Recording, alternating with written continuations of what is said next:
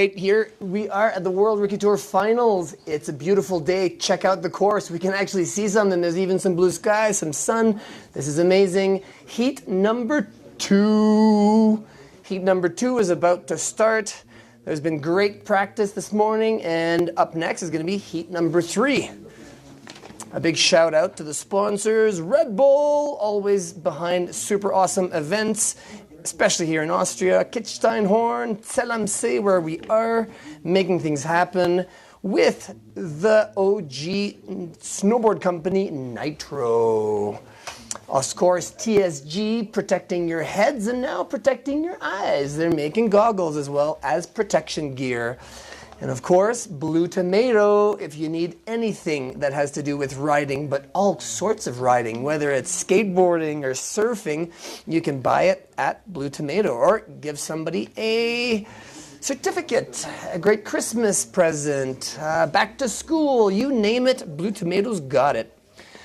Of course, this is all presented by the Austrian Snowboarding Association. That was one of the first associations starting off in 1989, by the name of Snow Surfers. I would like to thank Fuel TV and Quattro Media for pushing this across the world internationally. And of course, boardriding.com, organizing this amazing live feed that you can watch again and again in a non-live manner, so you can relive it at your convenience.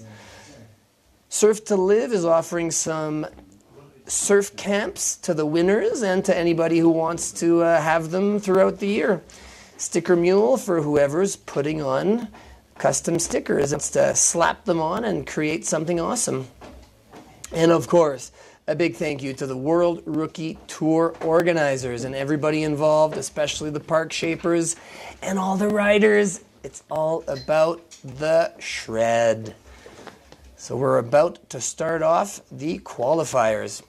It's always taking a little bit of time when you're off to the first, we're supposed to be starting right about now, and we're adjusting, we're fine-tuning. It took a little bit extra time this morning because, believe it or not, it snowed. It finally snowed. So we had to groom. You can see the lines on the course right now. Not too much snow, but it still snowed. And they're calling for a lot of snow in the next days. So exciting. I mean, you know how it goes. There's always an amazing call for crazy. There's something like 60 centimeters on Monday, but as Monday will approach, I'm sure it'll go down to 50, 40, 30, 20, and then we'll be lucky to have another 15 centimeters. But yeah, it's supposed to be snowing in the next days as well, so hopefully I'm not sure if that's what you guys want, but I would like there to be a course closure due to too much powder. Ha ha ha, that would be awesome.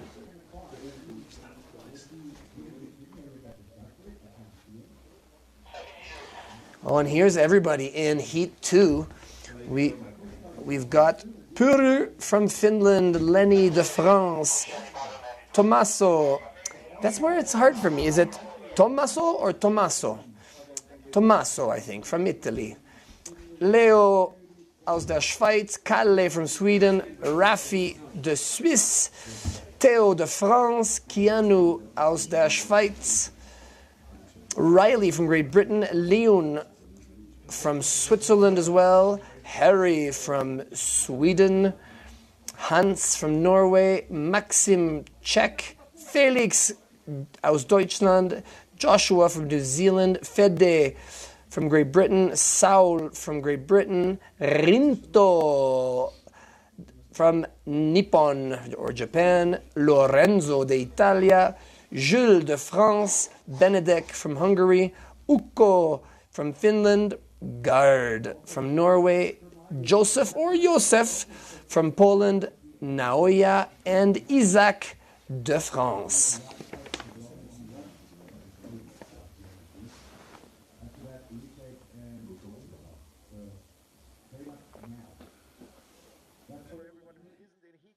Heat number two should make their way to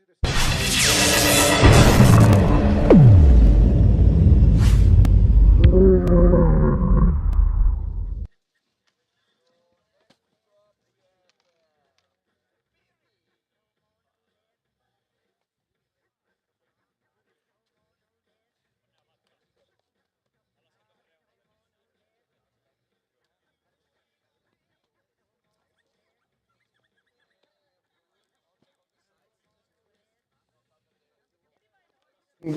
just audio or not, but here we go, guys. In true snowboard fashion, we're late.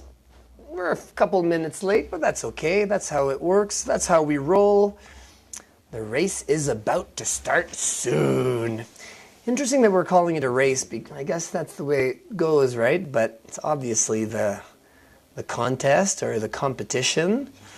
So the way it goes is this is heat number 2. We've got 26 riders. Out of these 26 riders, we have the best 8 that are going to be making it to the finals. Of course, if there's more bad weather, this might be the final. These might be the final scores. So the finals might actually be based on the qualifiers. So here we have, as you can see, Puru from Finland, bib number 152, is dropping in first. He's a goofy rider. He's a rookie. And he's an enthusiastic boy. Look forward to seeing what he's got. Look at that great sticker on his helmet. I like it. Yeah, he's waiting. The waiting game that we're going to talk about that today. I'm going to be part of a camaraderie. You got to love it. You're always stoked with your friends, and you're stoked for them to do good, even though they're your competitors. That's how it should be in true snowboard fashion. All the rookie tours have workshops where we basically educate and entertain the kids with, and even if they're rookies, they're still under 18, so I allow myself to call them kids, but we educate the riders on all sorts of topics, and every World Rookie Tour stop is different and is allowed to do it their own way. But here in Austria, we are happy to have some legendary riders such as Max Plutzeneder, myself, Marc-André Tart, who are both going to be accompanied by the Nitro team manager, Steve from China, talking about sponsorship and talking about how to deal with competitions and times like these where you're told, and sometimes, I remember times where there was 30,000 people watching me, and I was on top of a scaffolding with sometimes the camera on, sometimes not, and you just have to wait until the dropping person, like in this case Jimmy, who's in beige, gets word from the judges, like he's talking to them now, and he's telling them they're ready and it's time to go. Right now it's time, go. It's your turn. So we're going to talk about how to deal with that. Puru from Finland, dropping in. Ooh, perfect. That's what we want to see, riding all the way to the end, using all features. Butterbox, he's goofy. Here he is. It's kind of a long in-run. Wham! Double cork, back 10.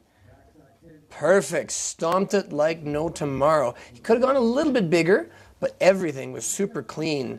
Keep your eyes out for Puru. Boom. Look at that. Seeing it, stomping it, path, as if it was a small little ollie off the knoll. Awesome. Well done, Puru. Next up, we should have Lenny de la France. Lenny est un rider regular. He's also a rookie. Bib 155, 155. Avec ses coachs autour de lui et ses équipiers français. Vive la France! Ah, vous voyez ça, là, on est un peu fatigué, hein? Et on attend les juges. Parce qu'on voit bien que Lenny est prêt. Puis c'est drôle, hein? On prend tous un mode différent pour attendre de descendre. Des fois, on est super concentré, on regarde, on pense à ce qu'on va faire, ou on pratique nos trucs dans nos têtes avec nos bras. Des fois, on regarde autour parce qu'on ne sait pas ce qui se passe et on essaye de se concentrer à comprendre ce qui se passe. Et des fois, on est juste relax, tranquille, toutes sortes de choses. Toutes sortes de choses qui se passent. Puis la camaraderie des amis qui disent « Yeah, c'est beau, vas-y Lenny ». Et Lenny qui se concentre. Ouais, comme j'ai dit un peu plus tôt en anglais, il y a des comment dire en français, des workshops où on va parler, où ils apprennent à propos de toutes sortes de choses pertinentes au monde d'aujourd'hui et aux riders de demain. Et voici Lenny. Key drop. Nice. Jusqu'au bout, parfait. Nose press. Il est regular, donc il arrive de son côté. He's a regular rider. Frontside. Oui! Ah, malheureusement. Mais tout était... Tu parles d'un beau rail qu'il a fait ici, là. Très bien, parfait, smooth. Tu es un peu déçu, là. Ah, presque le 1080. Je pense qu'il s'attendait à aller un petit peu plus loin, un petit peu plus de airtime. He was expecting to go a little bit bigger, and I think that's where he came up a little short in his rotation and a little forward landing. But that looked good. Next up, Tommaso de Italia. Tommaso Lupi, regular rider. Hey, this is the go-to, huh? Everybody's doing the same trick. Here he is. Didn't do anything on that little knoll. Oh! Backside 9. I'm not holding on. Is that a 12? The usual so far. Oh, it is a 12. Oh, he didn't land it. He didn't land it. All right, that was good. I'm impressed with that, actually. I'm surprised. You know, it's funny because being a goofy rider and having spun one of the first official 12s in the world, if somebody's doing and I did it switch, so cab, switch frontside. If somebody's doing a switch frontside 12, I can totally see it, I can call it, I can claim it. Even if it's a backside 12, because I have spun them before. But if it's a... Here we go. Yeah, stomped it. He's a goofy rider. Leo Saraiva from Switzerland.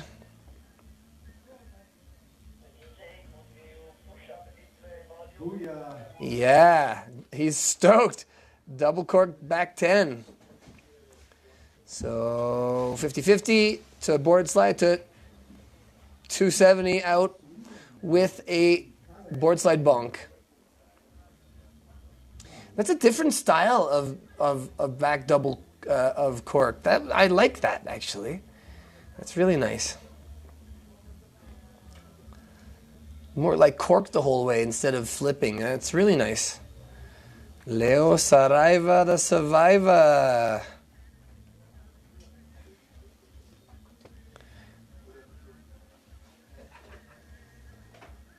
Awesome when the riders are stoked.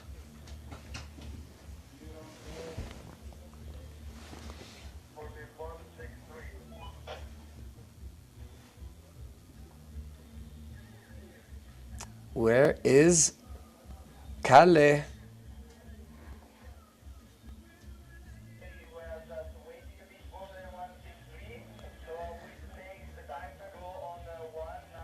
Okay, we're going to wait for the next up because he's not there. Instead, we're going to go with next on the list.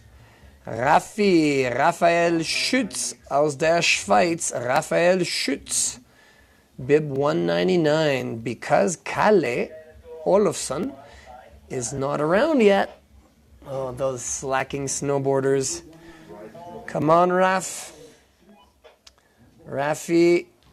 Front side to nose press, nose slide.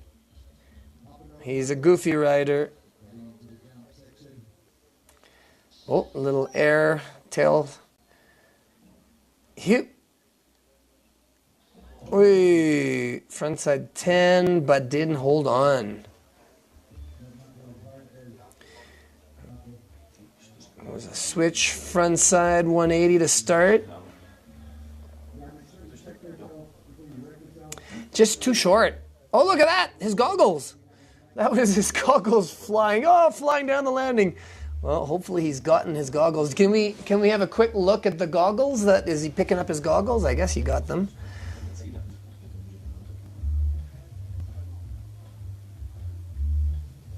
All right, so who's next? It's looking like we have Theo. Well, 170 is Keanu, but we're missing Theo, which is 168. And we're missing 163, which is Kalle. So do we see 168 or 163 up there? I can't see him. Is he icing his hand? Was that what's going on? Icing his wrist? Oh, it looks like we're going with Théo. De la France, Théo Lausier. Regular rider, Théo Lausier. Rookie. Regular. Oh, tu vois, il se concentre, il voit ce qui se passe. Yes. Ça, c'est switch. Oh! Ah, pas jusqu'au bout. Il faut aller jusqu'au bout. Yeah, un petit ollie. Puis là, il est de son côté, il est regular.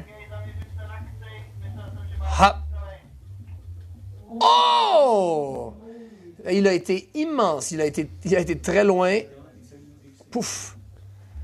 Il a été très loin. Il aurait pu faire un triple presque. Ah, il s'ouvre. Oh non. S'il avait atterri comme Lenny plus tôt, il aurait beaucoup plus facilement été capable de replaquer. Parce que Lenny a atterri pas mal au début de l'atterrissage. Yeah, he just went big on that one. That was like overshoot style, like triple styles.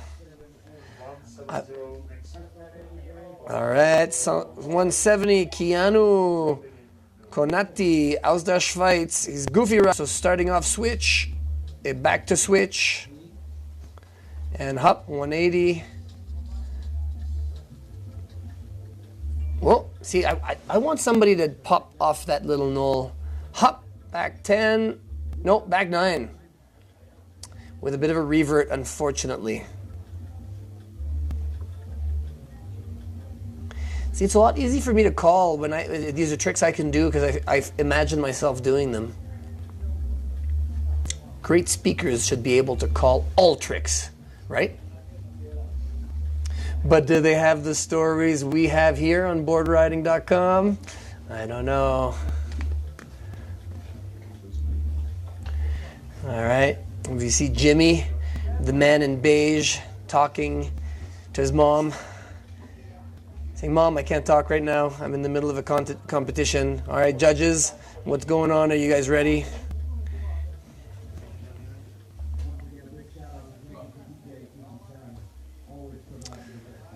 Who's next?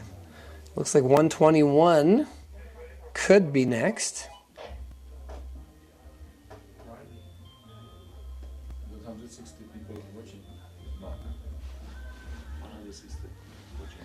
Hey, to everybody watching at home, thank you for being here. It's all for you guys. Awesome. Thanks for watching. You guys are the best. 121, Riley Sharp from Great Britain. Here we go. Oh, yeah. Riding all the way through the donkey dick. Don't know why it's called a donkey dick. Is that the shape of a... Here he is. Oh. You should have pumped that knoll a little bit more. And here he goes. Oh, niner! Yeah. Well, that's going to be a good run for Riley. He went all the way through the rail. That's one of the most important things. And then the 900 stomped it with no hands. Perfect. Stoked. Next up, Leon Kläger aus der Schweiz, from Switzerland, goofy rider, number 22. Remember that only the best 8 are going to be making it to the finals, if there are finals, and otherwise their score is going to be kept in overall here.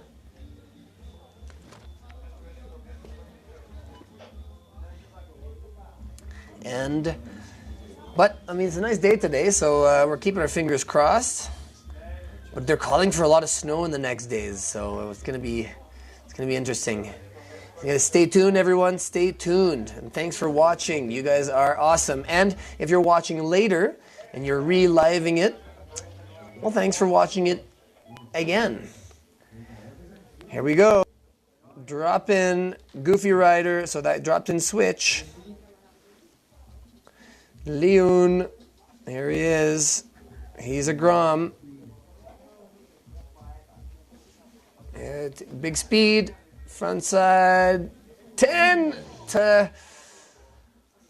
Let's see in the replay. Did he just crumble on landing, or did he actually catch a back edge?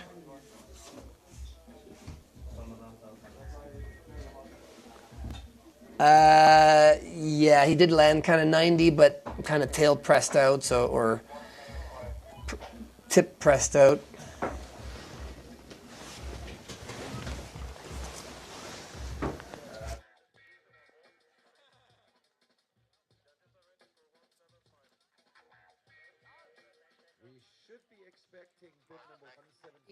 Things are moving, things are happening.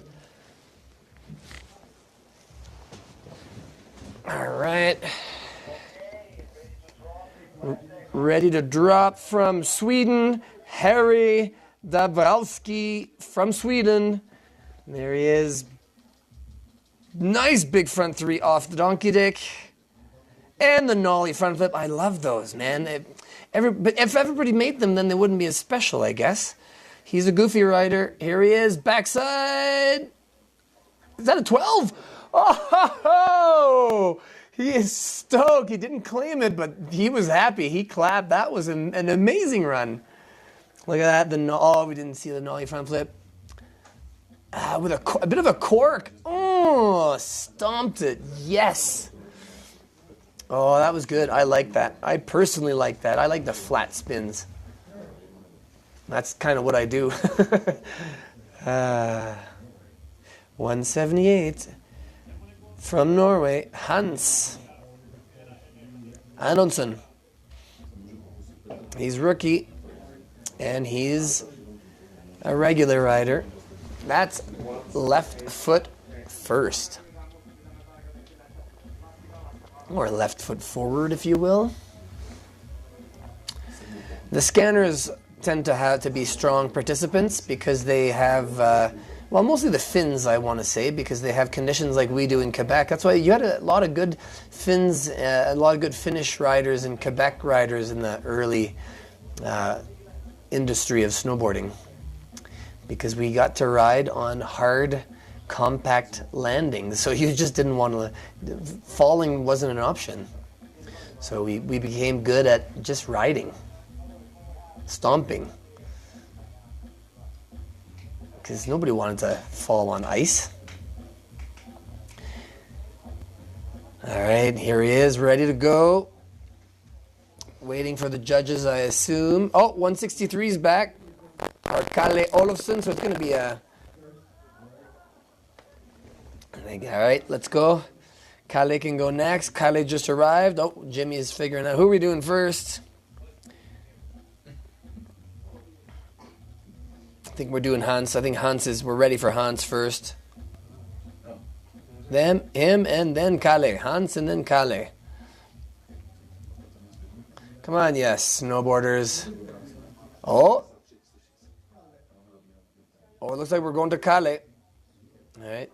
Kalle, we're going to Kalle from Sweden. Goofy rider.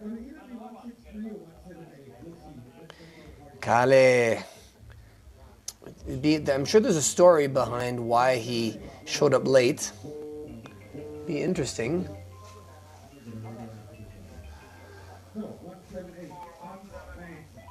Oh no! Hans Anundsen. There he is. Hans is going for it. He's a regular rider. Nice. Backside 3 this time instead of the front side 270. Or backside. Yeah. Oh, that was nice. And Hans, a regular rider. Oh, a little bit of a floaty one. Looks like he's going fast. Front side 10. But could have gone a little bit bigger. And almost like a slid to board slide to 270 off. That's looking good, but just a little short, but he still managed to hold on. Can you put it on? Can you put that on mute?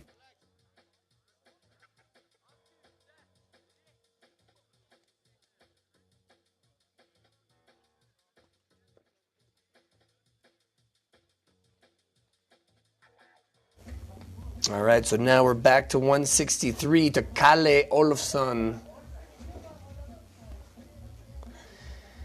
Here we go, warming up. He was hanging out. He's now finally back in comp mode. First of 2 jumps for the Heat 2. 26 riders, and the top 8 are making it into the finals.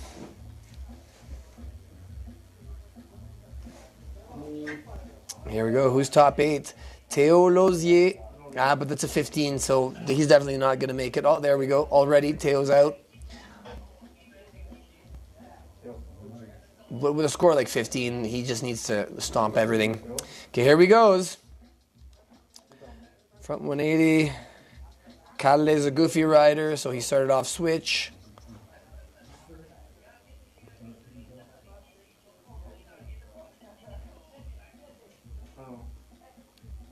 Oh, that was an interesting back cork 7. That was huge. Well, not huge, but slow. I'm so used to seeing the double corks now. That actually looked... I like it. That's a really... That's an unusual backside 7. See what? You see? I would like him to be rewarded for that. Because you never see cork 7s like that. That was like a 180 to a cab cork 5. That was amazing. I was like backside 180 cab cork 5. That was I've never seen that. Well, you might, if you're watching at home, you might say, Mark, it's time for you to pay attention to snowboard comps again because that's happening all the time. Maybe, but I've never seen it. That was an amazing back cork 7. I hope he gets scored well for that. I hope they recognize this is what we've been talking about. For the last 2 days, I've been having interviews and talking to people about the judging and scoring system and style tricks and creativity versus technicality.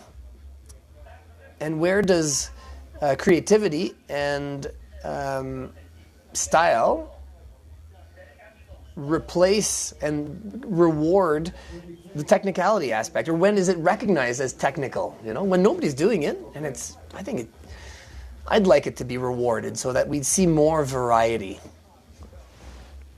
All right, number 26, Maxim from Czech, Lebedev, regular rider, bib 26. He's a Grom, that means he's under 16.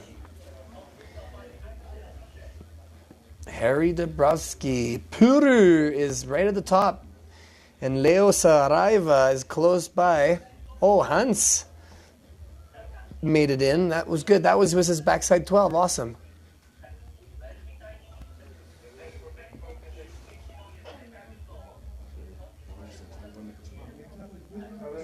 Oh, yeah. Look at that camaraderie. Fist pumps all around. Go, go. Go, Max. Ho! Yeah, 270 out. He's a regular rider. Oh, he's speed checked. He's going to the medium jump. But he's a Grom. Some Groms are hitting the big jump, but nice. He's stoked on the 7. He corked it. He stomped it. That was a good run. He made it all the way to the end. a little off early, and boom. Yeah, good landing. Sick. 29 up next. Felix from aus Deutschland. Felix, I'm going to attempt to pronounce his name. Zehetmeier. I think I've gotten that one. Goofy rider, Felix aus Deutschland. It's important for me to pronounce names properly. I've had my name massacred many a times. Hey, they've got names for everyone. I mean, they have all the riders, including a face shot, but they didn't get a face shot of me. I feel that when I'm talking, there should be a face shot of me. Don't you think so? Here he is, dropping in, 50-50 to board slide, 270 out. That was nice. That was nice. He's a goofy rider, so he's switch now. Felix coming in switch, and he's a Grom. Awesome on the big jump. Yeah. Oh, yes, holding on. Sick. He's going to get a few more points for hitting the big jump, but he did knuckle it, so that begs the question, would he have been better off on the smaller jump, stomping it into the landing? But he still got it. Hard to see if he actually touched, if that snow came from definitely came from his board, but did he tap or not? That looked like a good run if you ask me. Right on Felix. I don't think we're going to see his score right now. I'd like it if we did. And also, you see that these are rookies and Groms together. So under 16 and the rookies are 16, 17, basically under 18s. Everybody's under 18.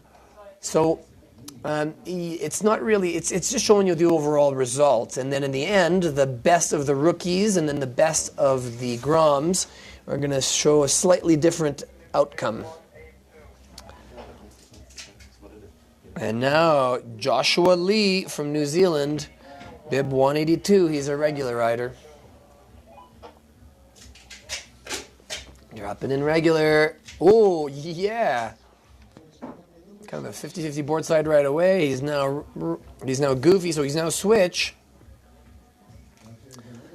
I would have liked him to do something on that first null. Yeah, stomped it, but didn't grab very long, if at all. But he's a rookie. There he is. I like that beginning. I wish he would have frontside board slid the end there. Or switch frontside board slid, I should say. That was a nice cork. That was nice. Just gotta grab. Well, unless, I think it's okay if you don't grab, but you have to be clear that you're not trying to grab, like a big hands out or a big something. Tweak.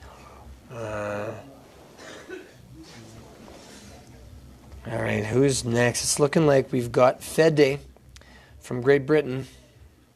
Well, it's Great Britain, right? So in all Germanic and Spanish languages, it would be Fede, but maybe it's Fede. I wonder how he pronounces his name.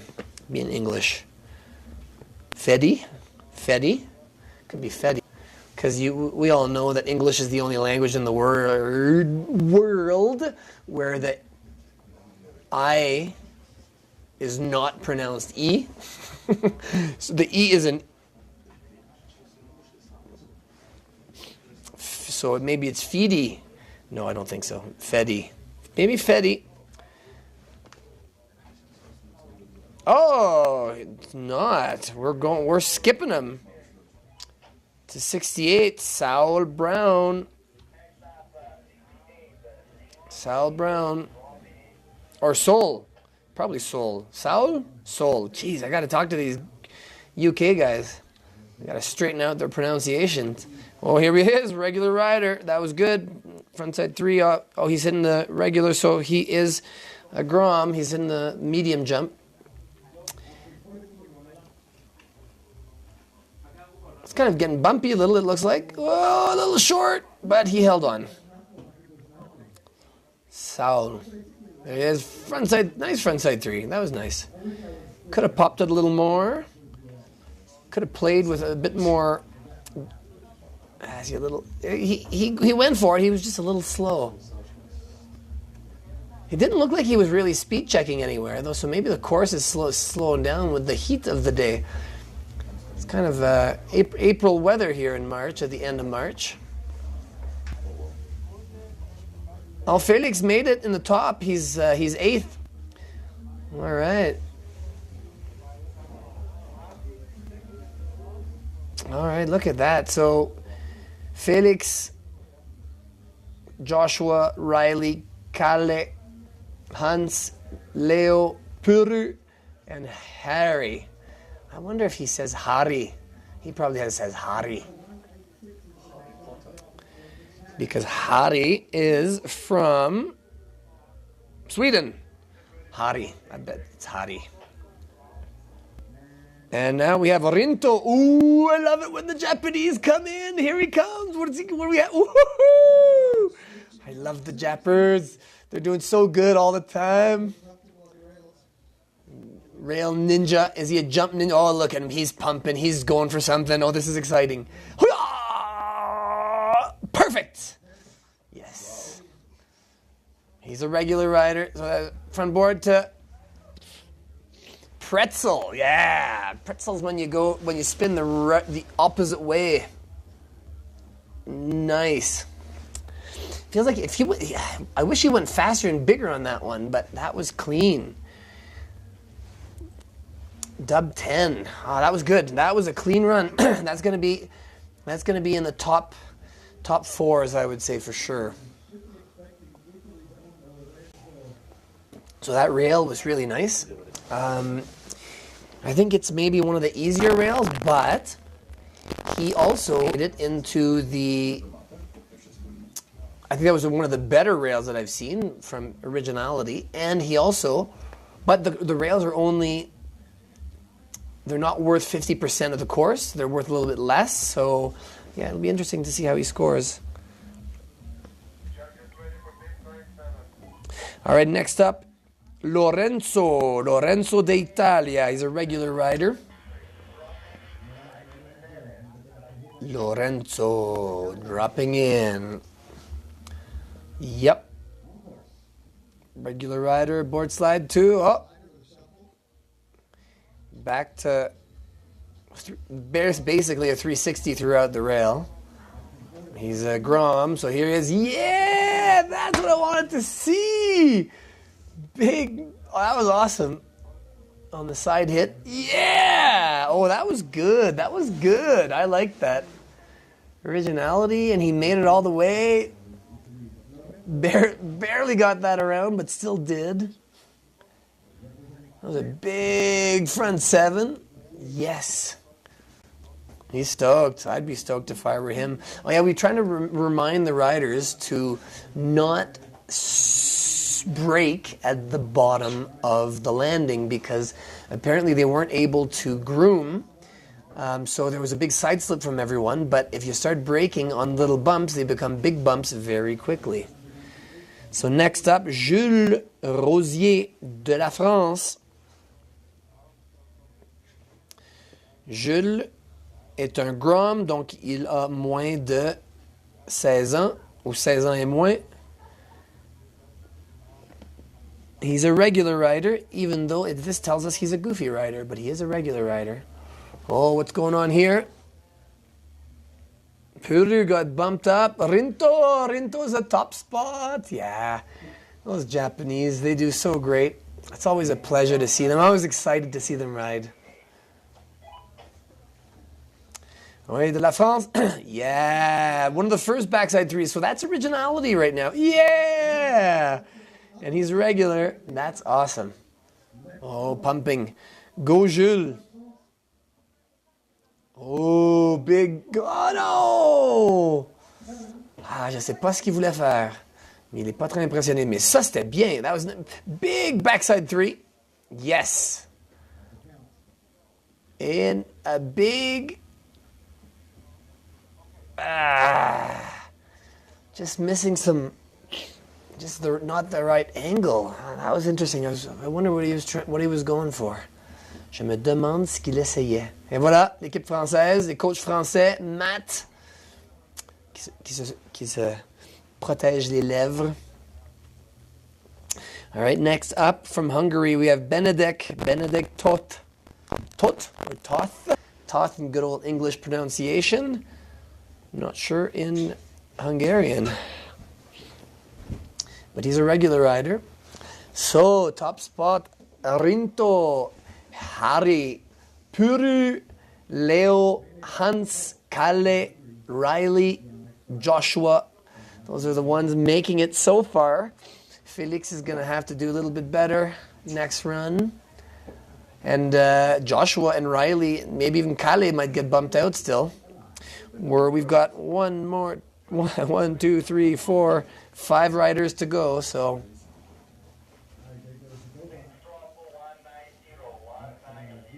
Benedict from Hungary, he's a regular rider. Here he is. Nose slide. Pumping the knoll. Still regular. Pumping the second knoll. Looks like he could have gone a fifth faster there. 7. He's a rookie. Stomped it. See the comfort though. There's a comfort. To me, there's a comfort that even though he stomped it, he could have grabbed it a little longer. He could have tweaked it a little more, and when you see the arms, when the arms are kind of moving slightly awkwardly, that means you're not as smooth. So the judges typically deduct points for that kind of thing.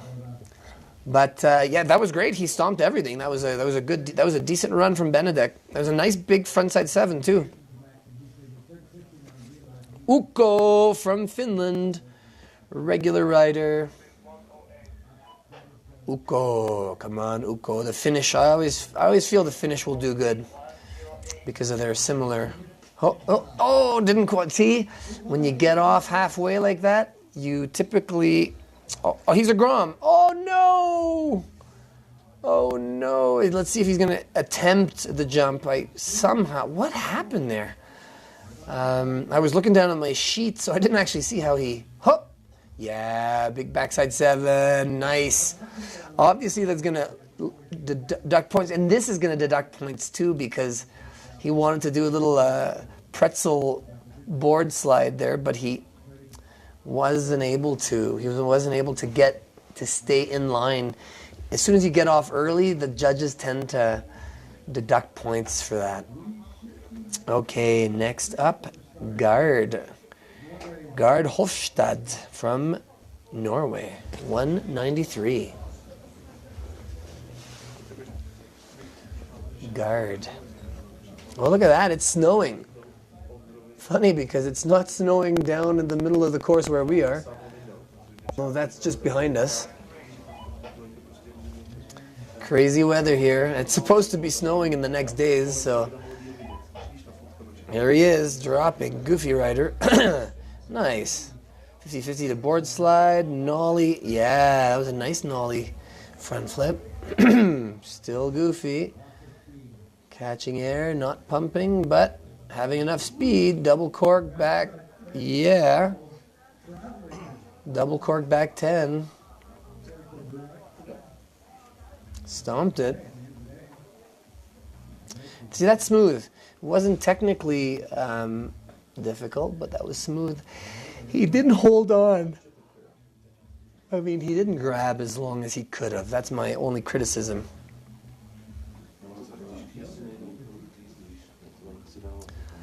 All right, well, we've got 3 riders to go. Poland and France. So next up, Joseph or Josef.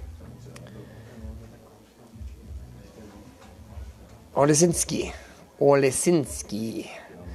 from Poland. He's a goofy rider, bib 116. Oh, look, he's being... Oh, that's the focus. There we go. That's the coaching. Yeah, he's like, yeah, that's it. You got this, right? He's like, yeah, I got this. Yeah. All right, that looked like a good motivational talk. Joseph is a Grom. He's born in 2012, meaning that he's 13? Yeah, 13. The future of snowboarding right there. I liked how, I want to see what's going to happen now. I like that last minute. Oh yeah, nice. Oh, he's pumping for speed. He's a little guy, so that's going to be hard. We're going to hope that he gets enough speed. He's going to hit the side hit. No, he's just going over. Looks like he could have pumped a little more. Goofy rider. Whoop!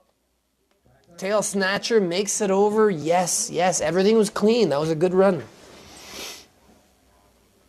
Yeah, board slide to 270 out.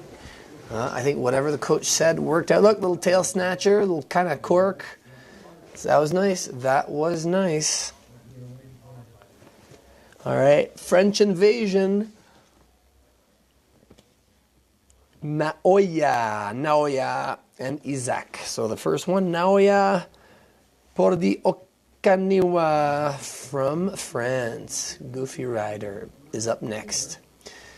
Rinto from Japan, Hare from Sweden, Puru from Finland. I love that. Leo from Switzerland, Gard from Norway. Hans, where's Hans from again? Hans is from Norway again. Oh, the Norwegian invasion. And Kalle. Usually Kalles are from Sweden.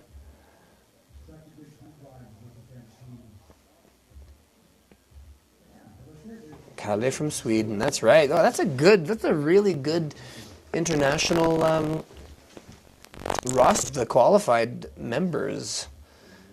Why am I calling them members of the qualifying riders? All right, de la France. Naoya de la France. Bib 194, bib 194. Avec Matt, le style de coaching français versus polonais, on va voir ce que ça donne. Le style beaucoup plus relax. Mais ils sont toujours avec eux, hein, les Français. Les coachs sont toujours en train de voir sur le knuckle, toujours très impliqués. Et quand Jimmy donne le fist pump, c'est le temps. Alors, Naoya, qui est goofy. 2,70 out, yeah!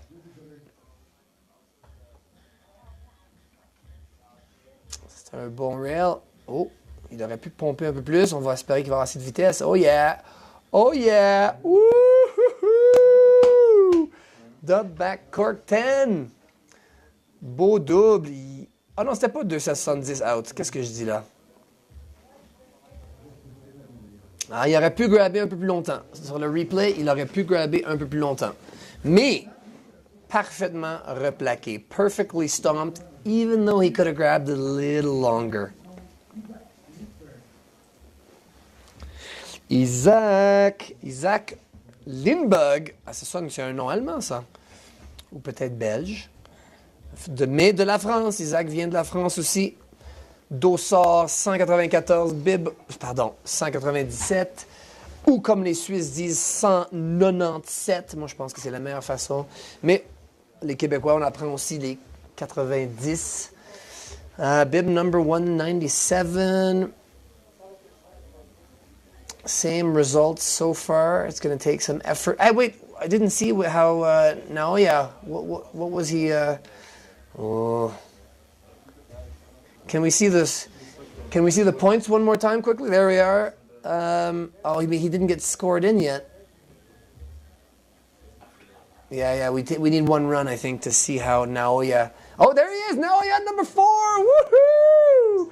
Vive la France! C'est beau, Naoya. All right, 194. Ça c'était Naoya. 197, regular rider.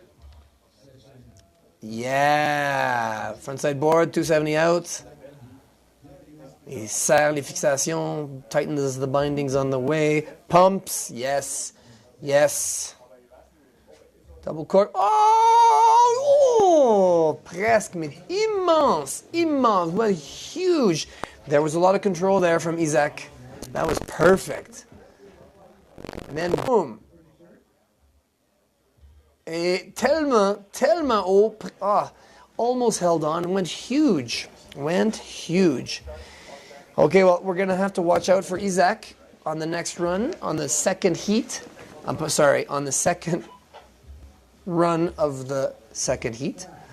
And now we're back to the top with Puru, who's in the finals already. I think he's got his spot for qualifiers, but I think he's going to try to secure it even better and put on a show. Here we go, Puru. You can do it. Puru Postio.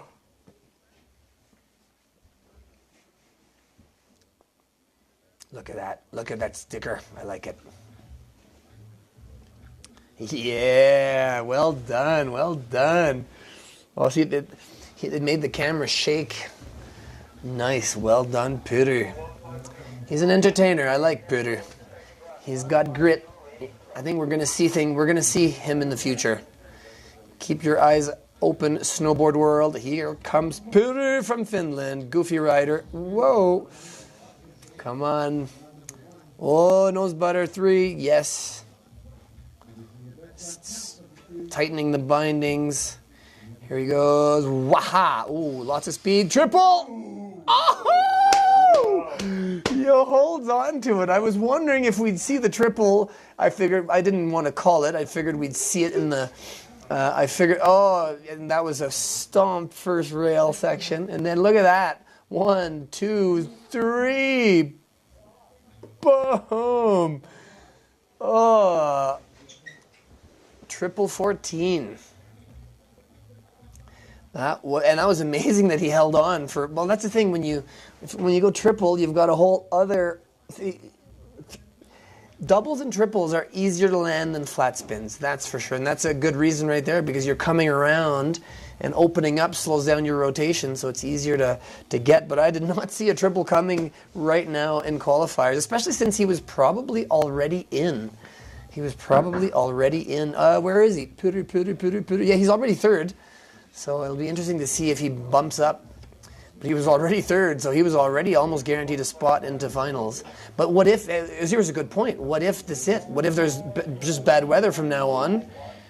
Here comes Lenny. Lenny de France. Yeah, that was a smart move from Puder. As I told you, you got to keep your eyes out for this guy. Front side. Oh man, that was amazing! Sick. Was that a 10? He is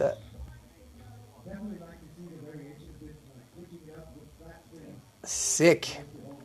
So yeah, that was amazing. And that, again, I find flat spin much worthy of than double or triple corks just because of how much harder they are to land. Let's see if Puder's top spot. Ooh, this is gonna be a good one. What is Rinto gonna do? Because Rinto's got the capacity. They ride airbags all the time. They're up there in Japan. So is he gonna? This is a good question. Is he gonna imagine that this might be the only judging? So Rinto's probably gonna go for it as if this was the last form of judging. But I'm sure not too many are gonna beat Rinto to make it into finals. But you never know if this is gonna be the end, the only chance to make it up, to win the competition. All right, Tommaso d'Italia. Bib 157. He's a rookie.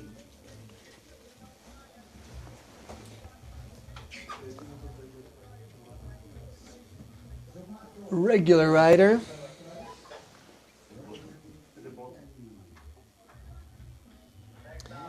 Here he comes. There's lots of comments online. It's interesting to watch. Ooh, that was nice. A little tap on the way. Tommaso. Oh, catching air. Ooh, oh no, backside edge. I think he's okay, though. I think he's just disappointed. That was nice. Okay, what's going on with the live chat here? Atos will run heat 3.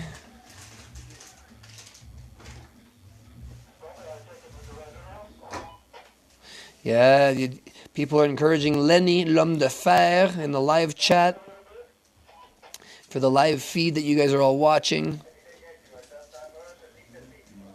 And there's a question, will rookies and Groms have a separate finals or are they combined?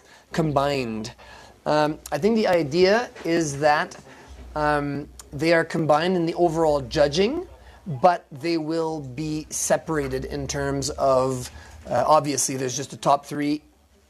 So if the higher scores are rookies, then top 3 will be rookies, and then the Groms will come later. But you know, there were times like in the past where our Japanese rider, the girl Kokuse, no, what was her name? She was a Grom, and she was for first place, and she was a Grom. So it was important to have the overall judging to show that the Groms could have been actually the best.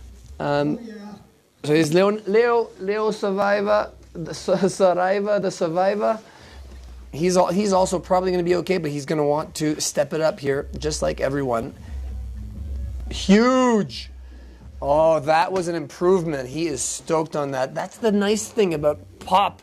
When you pop, you get so much more amplitude. Oh, that was a good one, except he just could have...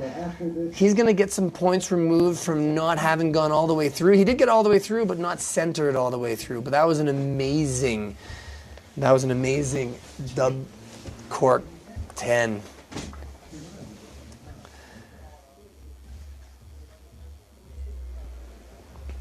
And sitting beside me, we've got Captain Chaos, Klaus Marco, from the good old SPC back in the day, the legendary times, who did so much for snowboarding. He's not mic'd up right now, but I gotta say, if you see snowboarding the way it is now, there's a little bit of it that has to do with Klaus, SPC, his shop that he had before that. That's right. Okay, up next, 163, Kalle Olofsson. See, this is what I mean. The World Rookie Tour and the World Rookie Tour Finals is such an event that's really from snowboarders for snowboarders. The people hanging out here have created the scene that we're all a part of, and it's great that they're still here. This event really draws everyone out of the woodwork and allows these kids to sort of see how it should be and how it can be. And it really shapes the future of snowboarding. So Kalle is up next. Oh, who did we have? So Leo, did Leo bump up? I'm not sure if Leo, I don't know. I don't know if he bumped up with that score, but he's still in the top 8, that's for sure. Because we're already in the second heat, so very few can, even if they don't improve their scores, they might, like Kalle is already in there, so I'm sure he's going to try to do better, but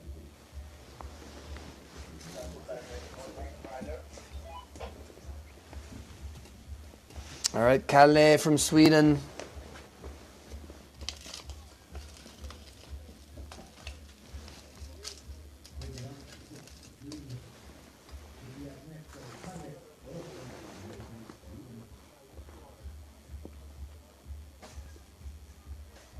All right, Kalle is ready.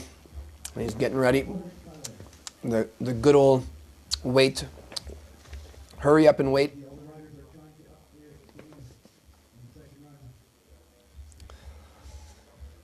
All right. Jimmy's there, listening to the judges, making sure they're ready.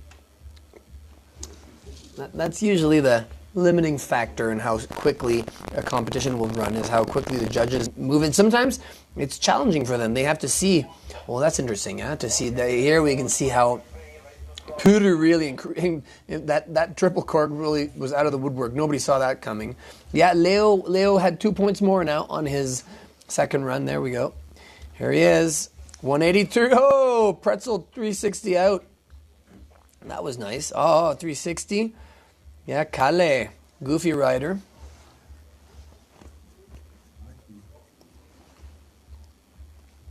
Big back cork 7.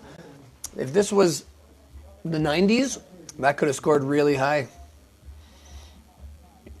But that was amazing on that first. That first rail was great. And but he held on the whole way, and he's got great style on that one. This is the kid of Johan. Huh? Is he? Yeah, I don't know. Kalle Olofsson. I wonder if he's Johan Olofsson's son. But I just assume that everybody's named Olofsson in Sweden.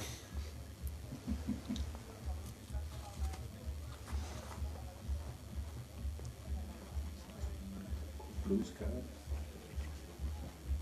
Rafi Schütz was up next from Switzerland. Lenny did way better on his second run, but will that be enough to keep him through? I think so. We'll see. Well, Kalle, we're going to wait and see if Kalle's second run improves on his first. I can't remember. I think he did better on the rails this time. Okay, Rafi Schütz. Here he comes. He's a goofy rider. Right foot forward. Oh, he's dropping in switch. 180 to, okay, so what's he going to do? Okay, just a little hop, so he's still goofy.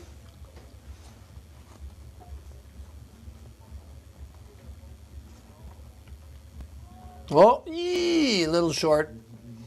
Didn't he do that last run as well? Oh, he's screaming at himself. He's not happy. We asked all the riders to not brake at the end of the ride out to prevent bumps. And that just reminded me. Yeah, just lacking speed.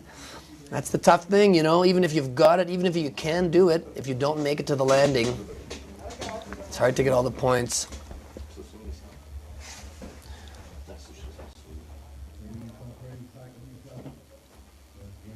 Oh, Théo Lausier de la France is up next with bib 168.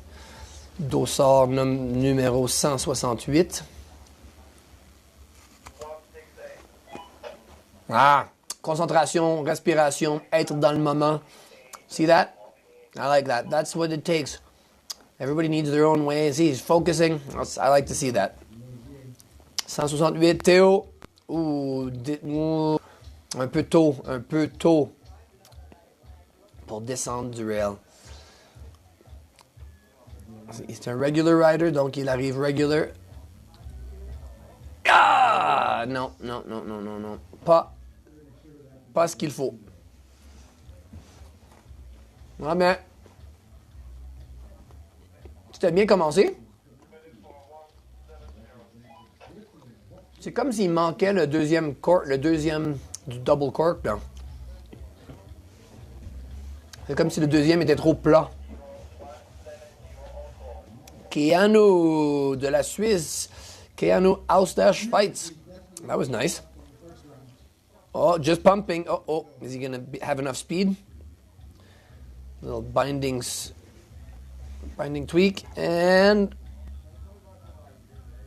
No. Good. Nice and big, but... that was his last chance. That's super nice rail.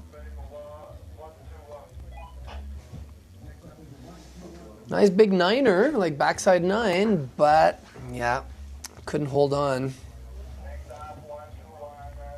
Next up, Riley Sharp from Great Britain. Here he is. Oi, that was Here's a Grom going for the medium line, I should say. Was it him that did a big sort of back 3 on? No, maybe not. But he's got to get all the speed he can. I think didn't he do a backside 7 last time? Yeah, back niner! Woo! That was good. Hey, for the Groms, I think that's like top notch there for the Groms. That wasn't perfect, but thankfully, did a nice grab? Yeah, that's going to be a good scoring run.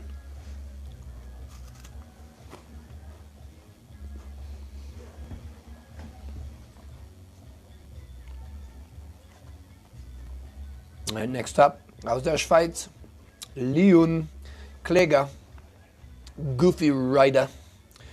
Leon Klega, Goofy Rider, Nummer 22. Uh-huh. Yeah, Kale improved. I think it was his first rail that helped him improve.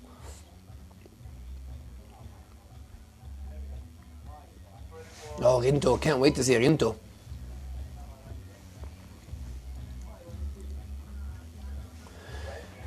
Leon Klega, Goofy Rider. Whoa, here we go. Oh, okay. I didn't see that coming. He's pumping around. Let's hope he has enough speed, but not too much speed. Yeah, that can happen. He's a Goofy Rider. Front side. 10. Huge. Landed, but didn't stomp it. Had a bit of a hand drag. So that was a good run. That was a good run, technically. It's way harder to ride out of a 10, a flat 10, than a double cork 10.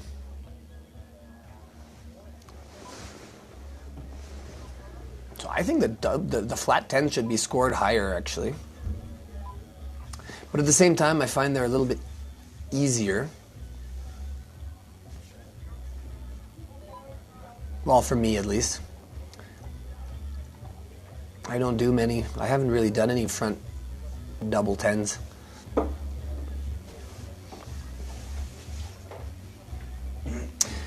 Oh, I like it. Harry from Sweden. He's gonna, oh yeah, look at that. Pumping, warming up, getting ready for the, that's what it takes. Yeah.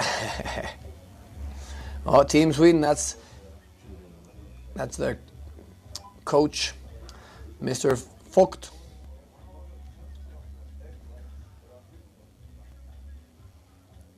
All right, Harry. Harry is up there, huh? He's oh, look at that. It even says needs 90.34.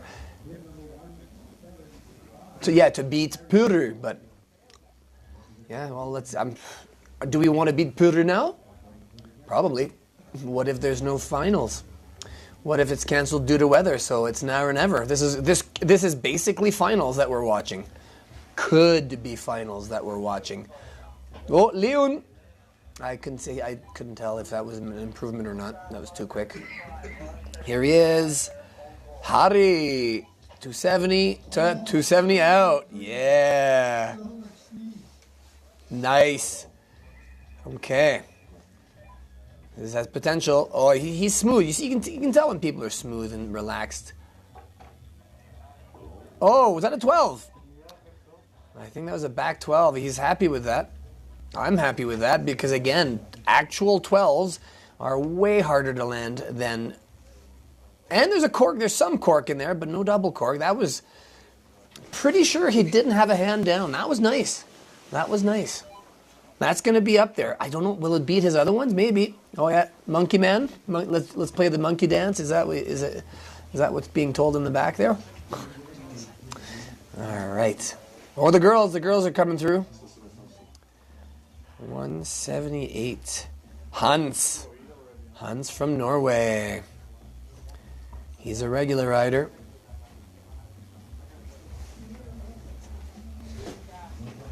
Thank you. Klaus Marco leaving the studio. The studio was better with his presence around.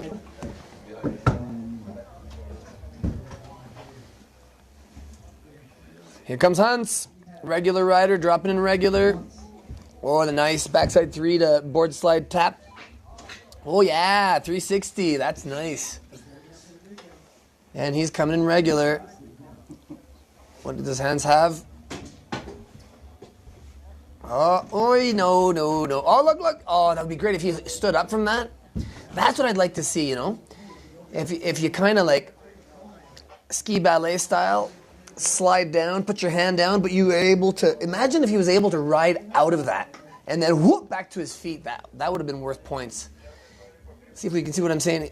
Falls down, and then look, if he were sliding like that, and then back up, that would have been amazing. Imagine if somebody did that on purpose. I wonder if that could get scored. You know, I think we're far away in the judging world. Oh, 26, Max from Czech. Oh, that's not a good start. Oh, yeah. Little tip butter. Max is a Grom. There he is. Yeah, he's the one that did the back three tails. Sick. I love that one. That's worth the points. He just lost 7. That was good, but we like to see you landing in the landing and not so much on the knuckle. Yeah, you can see his disappointment on that one. Yeah, right there. And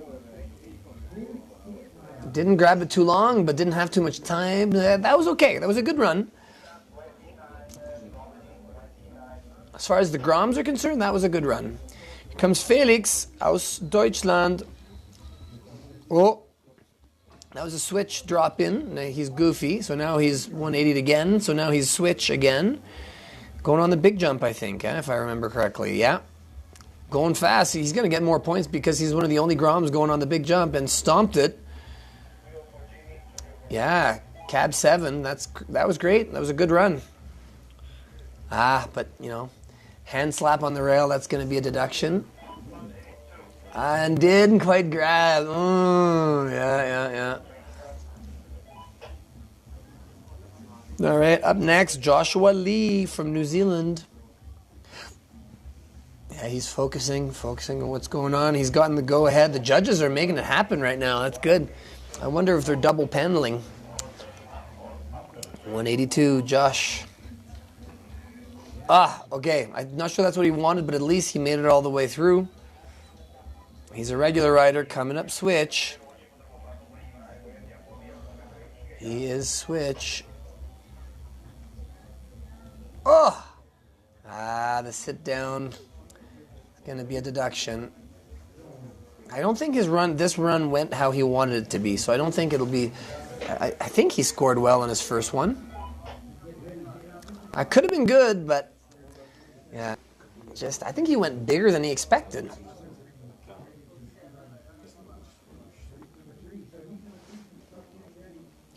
Jimmy looks lonely up there. Where's his next rider? Next rider should be Feddy Smith. Bib 35, I don't see him.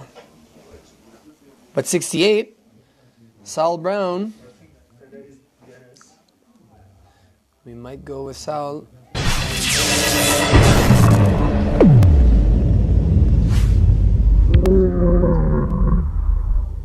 This is the World Rookie Tour Finals. This is Heat 2. We've got a Heat 3 coming up today so that we can at least have everybody logged in and ready for finals. The top 8 in every heat is making it to the finals. And Sal's coming up next. Feddy's nowhere to be found. Sal's a regular rider. Bib number 68 from Great Britain. He's a Grom. He's small, huh? Look at that. Oh, that was nice. No.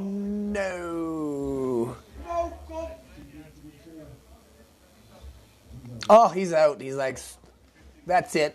I give up. So he's definitely going to get a DNI on his score, which means did not improve, which means that they can go pretty quickly to the next one, which preferably would be Feddy. That was amazing. I can't believe he didn't. It's really flat light too, and that's like, you guys can't tell because we have great cameras, but it's hard to tell these little. Oh, Rinto!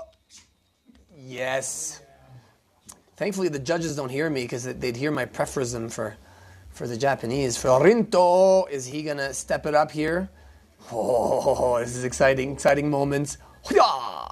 No, easy and not even close. Okay, so I think he's still second. That rail ninja action is great. I love that. Yeah, no, he just went really slow though, and he could tell he just tried to survive. So when you go in survival mode, you just put your landing gear out and you do everything you can to not impact yourself. So that was well done from Rinto. And then Lorenzo de Italia. He's also Grom. Oh, off a little too early. But still held on. He's coming off the side. Yeah, 360. Yeah, I like that. Regular rider, backside 7. Backside 800. Not too happy about that 800, but he rode away. And nose press. I mean, it's possible to do nose presses out of rails, but that's clearly not what he was going for. So, and the 800, yeah. Out of the way, out of the camera shot. Oh, here we go. Jules Rosier de France. Oh, nice. Backside 3. Nollie front flip. Oh, yeah, ça avance. Jules est un Grom. Oh, il va sur le gros saut. Ça s'annonce bien. Beau frontside 7, mais main par terre, malheureusement. Comment a-t-il fait? Je pense qu'il a bien fait la dernière fois. Donc, il va avoir un DNI pour Did Not Improve. Ce qui veut dire que ça va permettre au juge d'aller vite et de ne pas donner un score, si j'ai bien raison. So, if I'm right, he did a lot better on his first run, and that's going to be a DNI, which means they can go quickly to Benedek. Benedek from Hungary. He's a rookie. He did a big cork 7, huh? But that's his cork. Okay, what do we have? Yeah, see, Rinto got a DNI, and Hans got a DNI. Those may allow the judges to go a lot faster.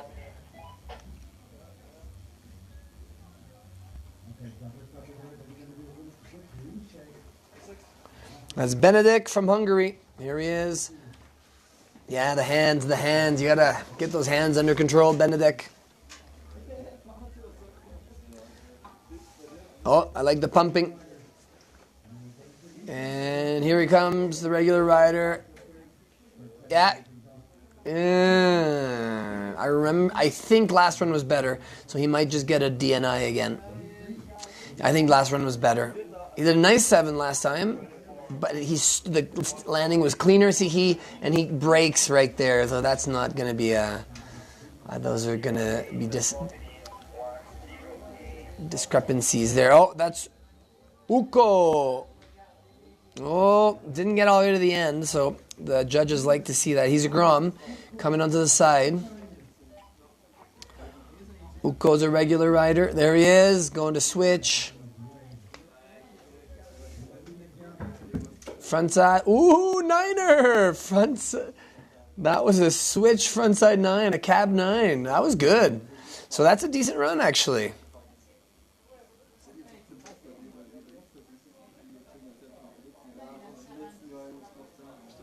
Nice. Uko. That was a good Grom run. And next up we have Gard Hofstad from Norway. He's a rookie. He's a goofy rider. Riley Sharp increased his run. Improved his run, I should say.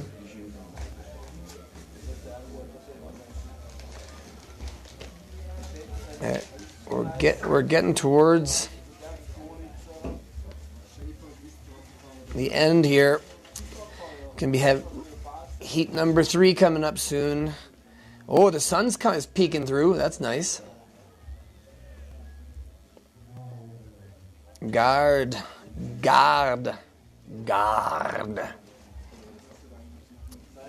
from Norway.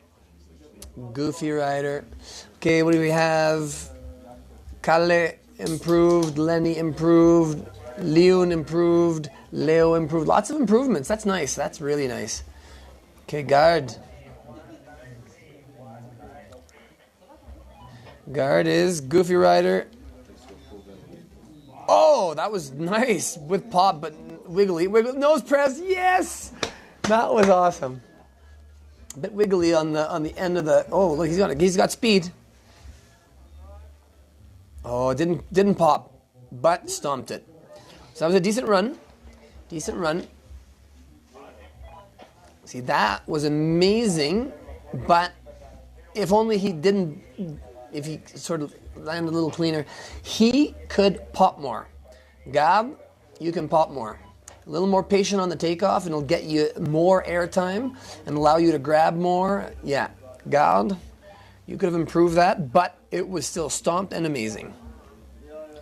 From Poland, Joseph. Look at that, warming up the shoulders. I like to see that, taking care of yourself, focusing. He's got the coach feeding him, preparing him. It's a good coach. There with his rider all the way to the end. That's some good Grom riding.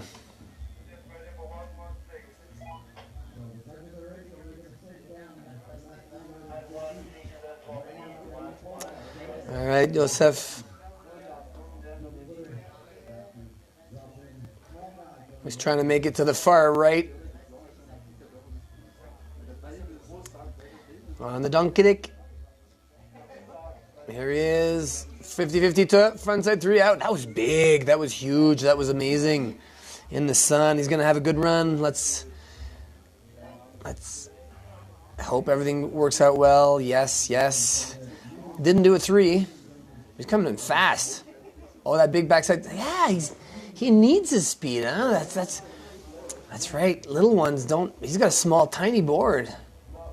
Easier on rails, but difficult to get speed because everything slows you down. There's friction. The wind slows you down. The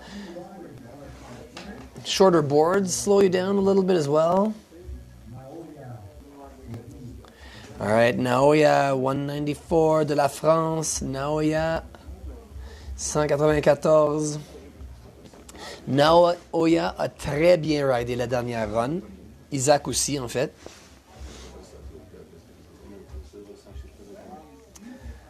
Mais là, il y a du gros potentiel avec Naoya.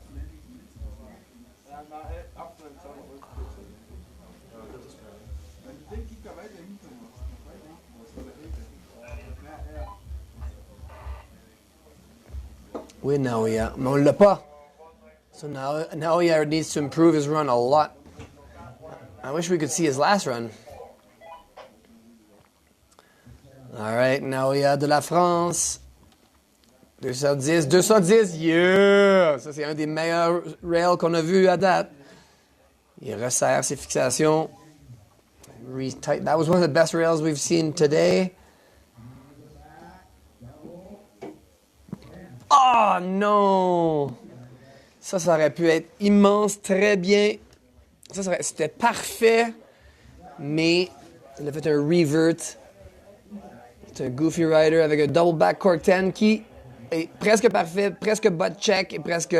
Non, c'est pas un revert, mais quand même. Un 90, un petit peu butt check. Ouais, malheureusement. Bon ben, Naoya, beaucoup de potentiel, mais pas cette fois-ci. Et le dernier, the last rider of Heat 2, Isaac de la France. Isaac Lindbergh, regular rider. Go Isaac, vive la France. Il a très bien ridé la dernière fois. À recommencer, à améliorer. Je pense qu'il a bien ridé la dernière fois. Peut-être que je pense à Théo.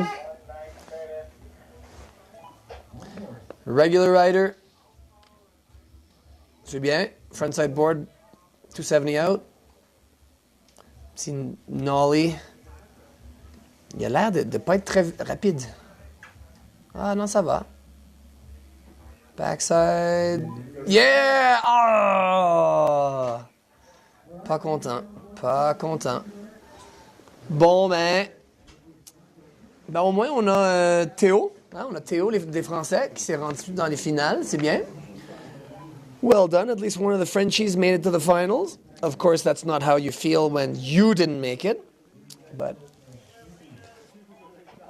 all right, so now we have open training for heat number 3. Heat number 3. So you heard it here first, ladies and gentlemen. Training is now open for heat number 3 for half an hour training before the qualifiers happen, which you never know, might also be the finals if all this snow is coming in that we're expecting, unfortunately. So keep your eyes peeled. See you shortly. And I think I'm going to go out there and maybe take a run. See you soon.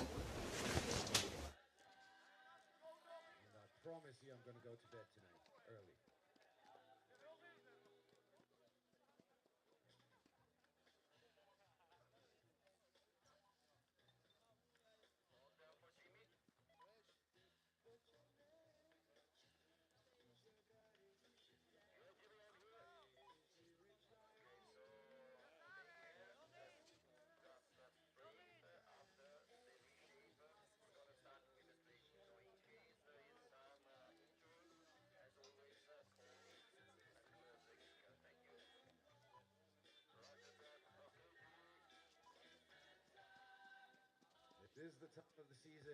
It is World Rookie to a time. 20-year anniversary.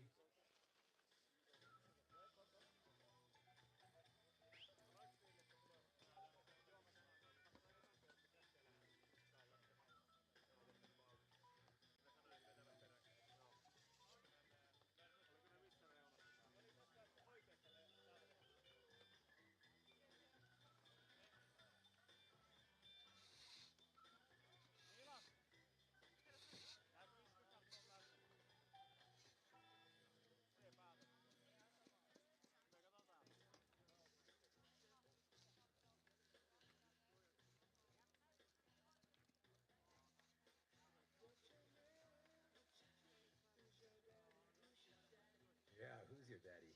I'm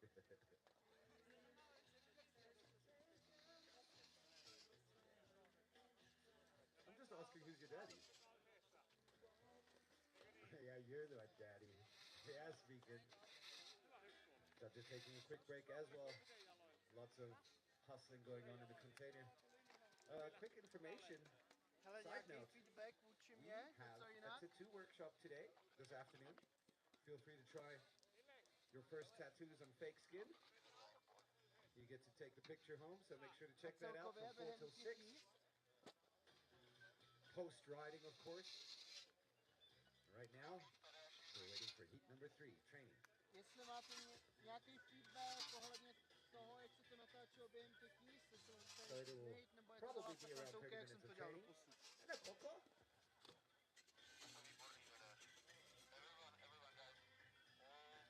Coco's looking for love. Feel free to give that big bear a big hug and some scratches. Coco's is such a slut for love. I love it.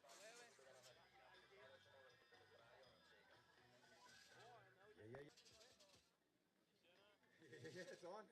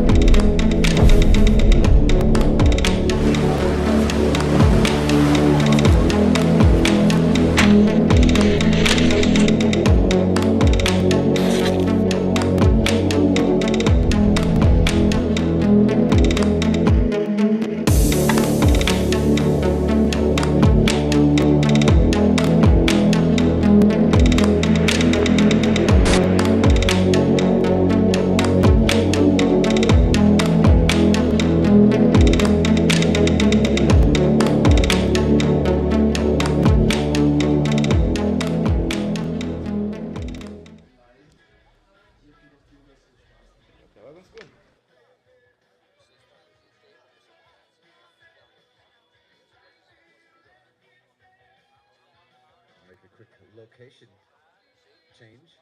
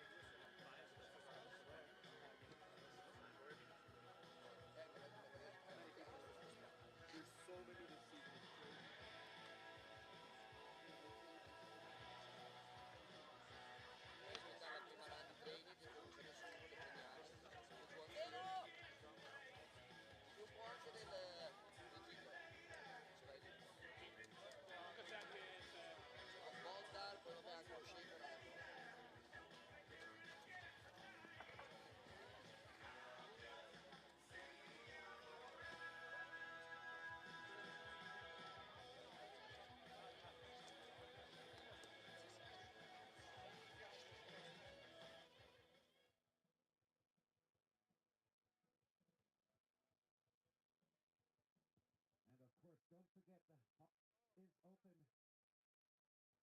in the half pipe is possible until 1 p.m. and then they'll close the pipe due to reshape and getting super soft. So make sure to get your training in for half pipe. Right now, we're waiting for training to start for heat number 3.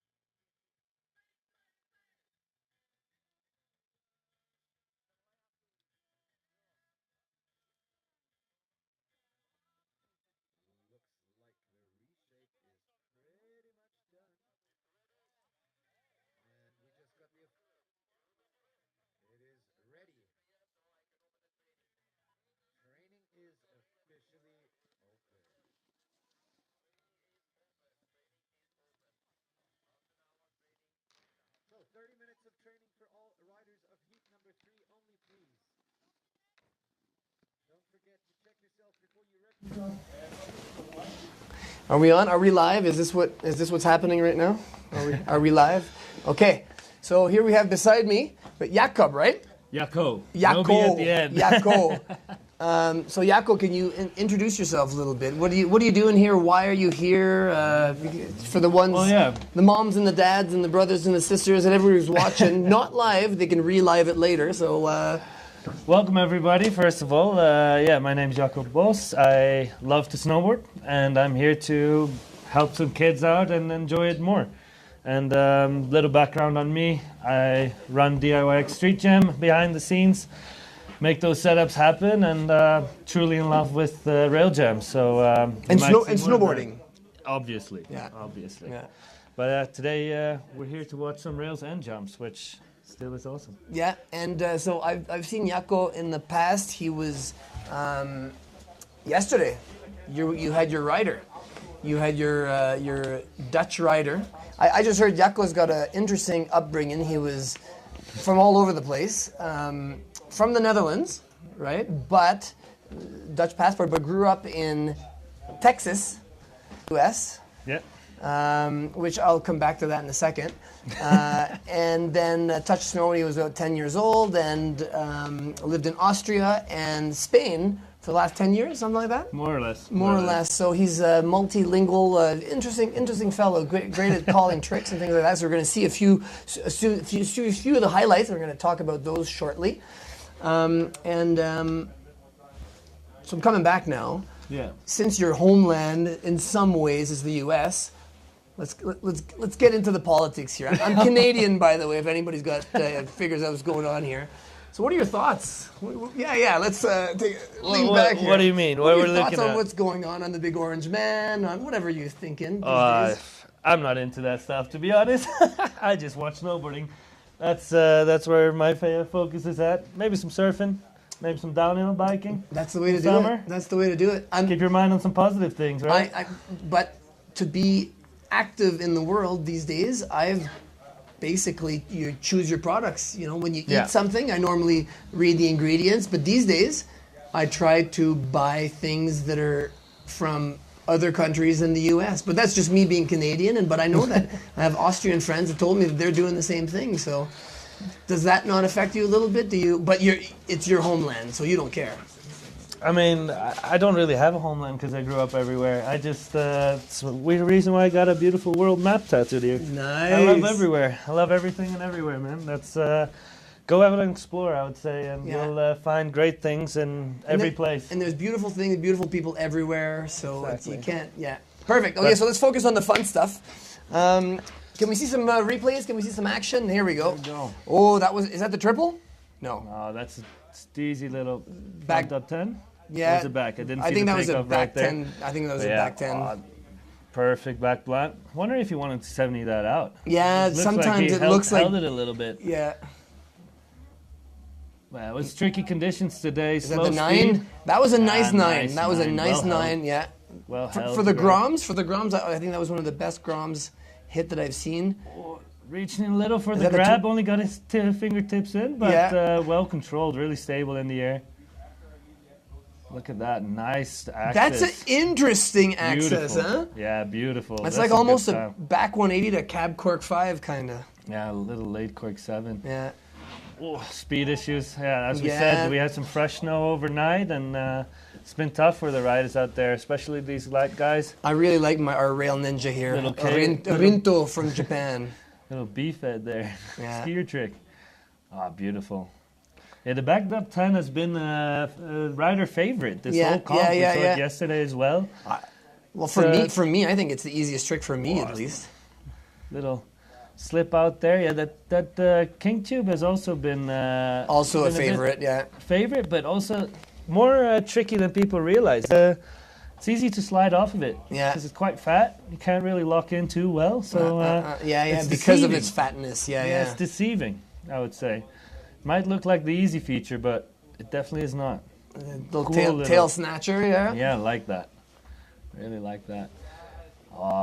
Backed up 10 melon, but he could have held on a little bit. Well, Yeah. maybe not to land it so perfectly, but short on the grab. There that's we it. go. That's it. Beautiful. Huge as well. He Yeah. found some speed there. Yeah. There's not much landing left No, there. no. It flans out quite quickly. About second line, it already starts changing angle. So if you see them go past the That second was a flat line, 12, I believe. yeah, nice as well. But yeah, if you But see if them you see them go past the second line, they need some serious landing gear. yeah. That third line, it's basically flat. You don't really see the second line now, No. though. Oh, that was his second. Nice. Oh, that's the third line. He almost landed before the third line. Yeah, huh? that's definitely a different angle. Yeah, so that was. Thanks for watching that with us. So now we've got Heat 3 coming up. There's some really good names in here. I'm really Who really do you hyped. reckon? Who do you reckon is? The first guy up, he's up there. I was speaking to him yesterday. He's working on his 18s, so he's up there. You know, he's Dmytro from Ukraine. We call him Dima. Dima, but he's also training with the Germans, right? Yeah, he just started riding with the German team this year. It's been a bit tricky year for him to figure out his program from Ukraine and not having the most support, but he got into the German youth team and now he's back on track. Is that because he's living in Germany?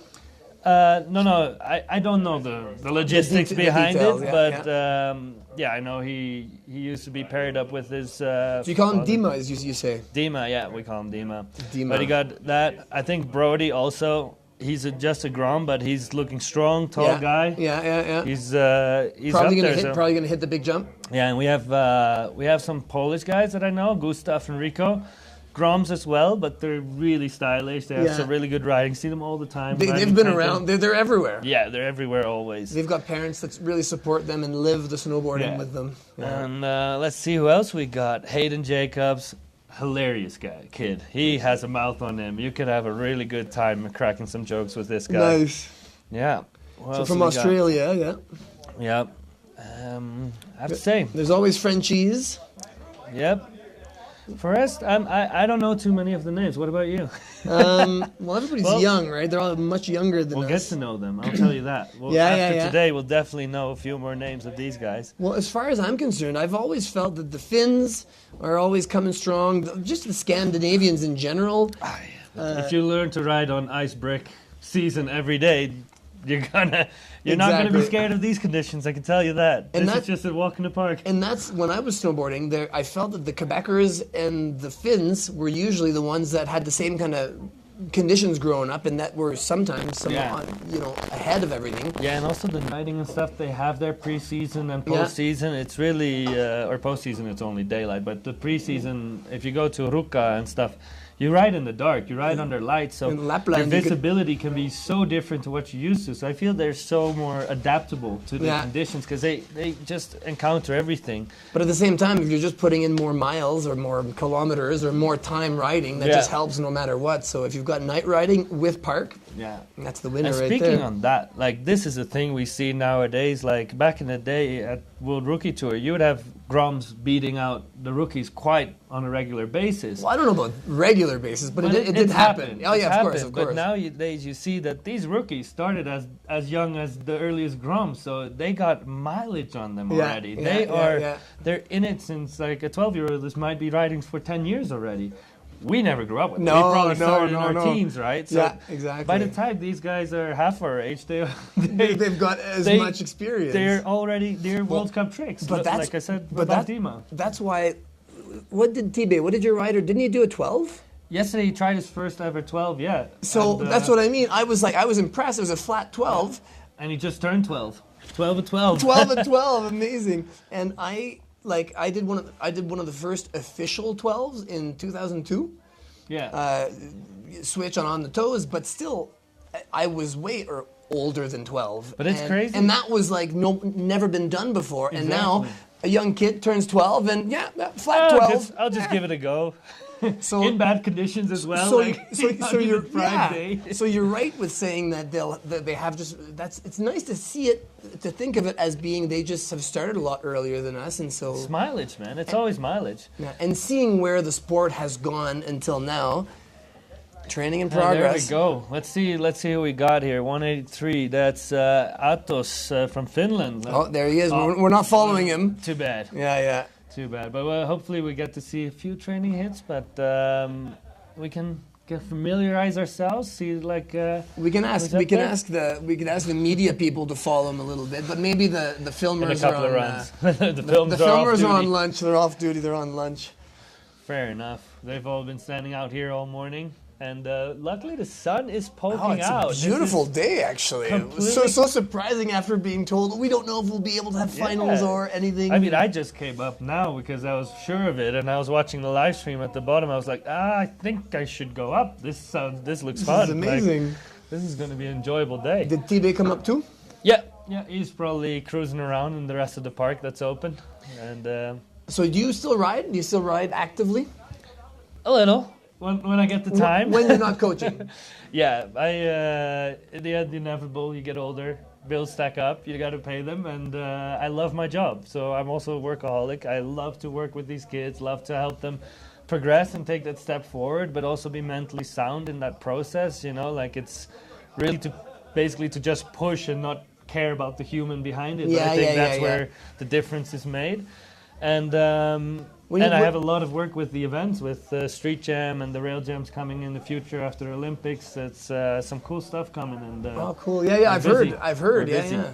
And when you say to be mentally sound, you mean pushing your riders in a mentally sound way, or you mean you being mentally sound? In other words, not partying as the typical snowboarders that I remember back in the day. I mean, it works both ways, right? Whatever I do gets reflected on them. So you got to lead by example. That's for sure. Yeah. But still, it's definitely like just considering in what headspace the rider is in and allowing that to be as well. You know, a lot of riders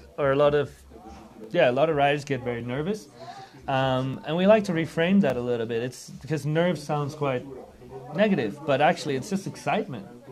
And if you say excitement, that already sounds more positive. And then we unpack why. What is it? What is it that you want to achieve here? What's going to make you super happy? And once you dial that down, boil it down and make it really clear, you see that the nerves kind of drop because they understand their why. Why are they doing this? What do they love about it? What is the achievement they want to reach today? Yeah, which is, I would say, normally progression, and typically it comes down to winning just doing a certain riding, like actually results. If you really boil down, most riders deep down, sure they want to achieve a result, but that is the result is achieved by the riding. Mm-hmm. So they want to do the best that they can do. That's where the love, and the love for self is, and that's where their nerves will drop. That's where their concentration will come in. And then you got some, like little tricks to wire the brain and activate it and get those neuropaths firing so that you're ready to go into What are the tricks? state. What are the tricks? That's secret of the trade. Secret. Sorry. Okay. Yeah. So like I've done competitions back in the day where I had 30,000 people in front of me. Yeah. Screaming, or I'd like to make them scream. I was good at that. But one thing that I always felt was, because people would say that was stressful. And some riders that were more the movie video part riders felt they didn't like competitions. It's too stressful. I love it though. And it's like you saying, and what my thing was that it's not, stress isn't necessarily a bad thing, it's how you handle it. Yeah. So there's stress, but the stress can also be taken as, I'm now going to focus, and if it takes you to focus on what you're going to do better, then that's a good thing. Absolutely, and I think we forget that also, let's say you win whatever the next big thing you want to win, that celebration, it still is actually stress on the body. It's equally to frustration. The only difference is maybe the hormones that get released, but it's still an intense feeling and it still delivers stress, and in that way you can always reframe this stuff. And like, for example, I think you gotta think about again, like, why are those people watching? Because it's an inspiration, and we're basically entertainers. We're athletes. We want to make a show. We want to inspire people. Of course, there's some self-gratitude when you progress and you land things and you work hard for it. You're proud of yourself, but the real, like, once you and I, we're a bit past our prime. We realize that when people come up and say, like, hey, you really, like, inspired me to get on a board, and get involved. That's the stuff that really, goes deep in the heart. And That's kind of why you do it somehow, Yeah. even though at the time it's maybe not why, but when you do it, it's the feeling that makes you go, that's why I like what I'm doing. I remember that's what you like. I mean, I took it even so far personally, but that's me, because I would ride in my dome. That's where I'm from a silly indoor dome, a little fridge in the Netherlands. And if there would be no other rider, like it would just be me and maybe there's some random recreational skier, I would convince myself that guy, I'm going to inspire him to change to snowboarding. Nice. By my ride. I'm going to convince him. I'm not going to talk to him, just going to ride. Just by your riding. Just by Look how cool this is. Just look at how much awesome this fun is. I'm having. Exactly. Oh yeah! Just being stoked, sharing the stoke. Exactly. Nice. And I like that. And you'd see them watch it. You see them smile and stuff. They can't help themselves, Yeah, but 'cause to what see we it do- and notice it a little bit. And that's what I mean. Like, it's watching these kids, watching the pros. You get so excited when you see that progression, or when you just see a beautiful trick, like well executed. It just makes us all excited, even when you don't know anything about it. Yeah. It still is like, oh wow, what was that? That looks looked good. incredible. That looked good, yeah. Right? And when I'm seeing the guys, like right here, you're seeing the riders that come in and that stomp their trick, and you see them kind of go, yeah, and it looks good when it looks good, but it looks good when they're stoked about what they're doing, and it's really it translates to me being stoked from sharing energy. feeling their energy, their vibe, Sharing energy. I love that. I have to say, like, we got a little bit of a wider view now. We can see what the guys are getting up to. Little sneak peek of the rails. But that 50-50 front two swap on a double kink is really a rider favorite as well. I would like to see some guys switch it up, but I guess like speed is an issue, so people want to be safe. They want to keep it in control. We also have a quite interesting thing that they can earn 1, 2, or maybe 3 bonus points on this knuckle just after the rails. And people have been utilizing. We've seen some front flips, some little 360s. I've seen. I was in less 360s, more front flips, but still a couple nollies, a couple butters, a couple 360 nose butters, and things like that. So it's been nice to see. It's been nice, and I've seen somebody jump from on the side, like one of the Groms going onto the middle jump, medium jump. And then I've also seen there was one, I can't remember his name, one that actually hit, instead of going over the first jump knuckle and hitting the actual only jump that you're supposed to hit, who did that? Yeah, that did like a 360 tail grab on the side. That was nice. Maximizing the course, like it's pretty cool that the judges, open up to the creativity. Like, just use it. We won't make a huge difference in the score and to keep it fair. But at the same time, like, if it makes us happy, you're gonna see more points. You know, it's overall impression that you're styling it out. Like, if it looks good, right? And it's a little celebration of just being free in snowboarding, which in a comp, which is quite rare now. I wonder, too many FIS events. Although I gotta give credit, because there's been a lot of chats in the background with the riders, with the judges in the FAS, and definitely this season. You were mentioning improving. It's getting the, let's say, the more creative or the more unique tricks are definitely getting rewarded more this year. Still ways to go, but it's cool, and I love that World Rookie Tour is standalone, and that they have the freedom to kind of do it how they wanna, and again, it's also like a chat. Like, we have a lot of feedback as coaches to the organization. We chat with the judges each night. So we're all like just trying to work together to make this as cool as possible of an experience for these young riders, but also prepare them for the future. There you go. That was a nice backside 3. You almost look little nollied, right? Yeah. A little different than usual. Is it a bunch of gunfire? Oh no, they're it's maybe filming. Yeah. Yeah, coaches on the follow cam. It's all the coaches follow cam. Yeah, that's me normally. Yeah. I got a day off today. So do you ever follow off the jump? No, probably not. I do. Really? I used to be a follow cam filmer. Like, I did Prime and stuff. I worked with some guys that just graduated out of the World Rookie Tour, let's say. Okay. But I definitely loved it. I love getting right up in their business. And well, that's the best way to try film. To get landed on and that kind of stuff, or land on them. It's funny. It's funny till it goes wrong, but so far so good. And what did you use? What camera did you use to do that? Typically, GoPro on a stick, Yeah. but a little bit rigged out. You got some mods and additional accessories that can rig it out, but the GoPros are incredible now. Yeah. It's like, it's really crazy. Do you ever do the double angle so you can film yourself and the rider? I tried once, Like Gimbal God? but it for me, because I didn't have much of a counterweight, and I only had like one battery pack that was powering the main camera. So The one facing dies so quick, it and faded it's out just, too quickly. yeah, it was just a little bit hectic for the shoots that I was doing. But For what you got out of it. and to be honest, I make a silly ass face every day. When you're in the air, I'm you're just like, like, wait a minute, I don't want to show that. I'm just like, wait, we don't want to see that. Like nobody needs to see that face. Let's focus on that rider that's flying through the air. But no, it's fun. But it's skill on its own. Yeah. Like much respect Yeah. to Gimby, that Gimbal God that started Spenny. And there's some rude guys out there like Lorenzo Peters now. He's running all the big comms as well with the GoPro, even in the half pipe. Yeah. Like I didn't notice it in the half pipe. Yeah, they've also started doing it there a lot more, but it's really technical. Like following? Yeah. That's as well. super technical. Quite close as well, and you need to always stay under the rider, and that's what I think a lot of people don't get. Those most beautiful shots in the air, following, you actually have to like border cross jump as the filmer. Yeah. But this means you're catching up with the rider. Yeah.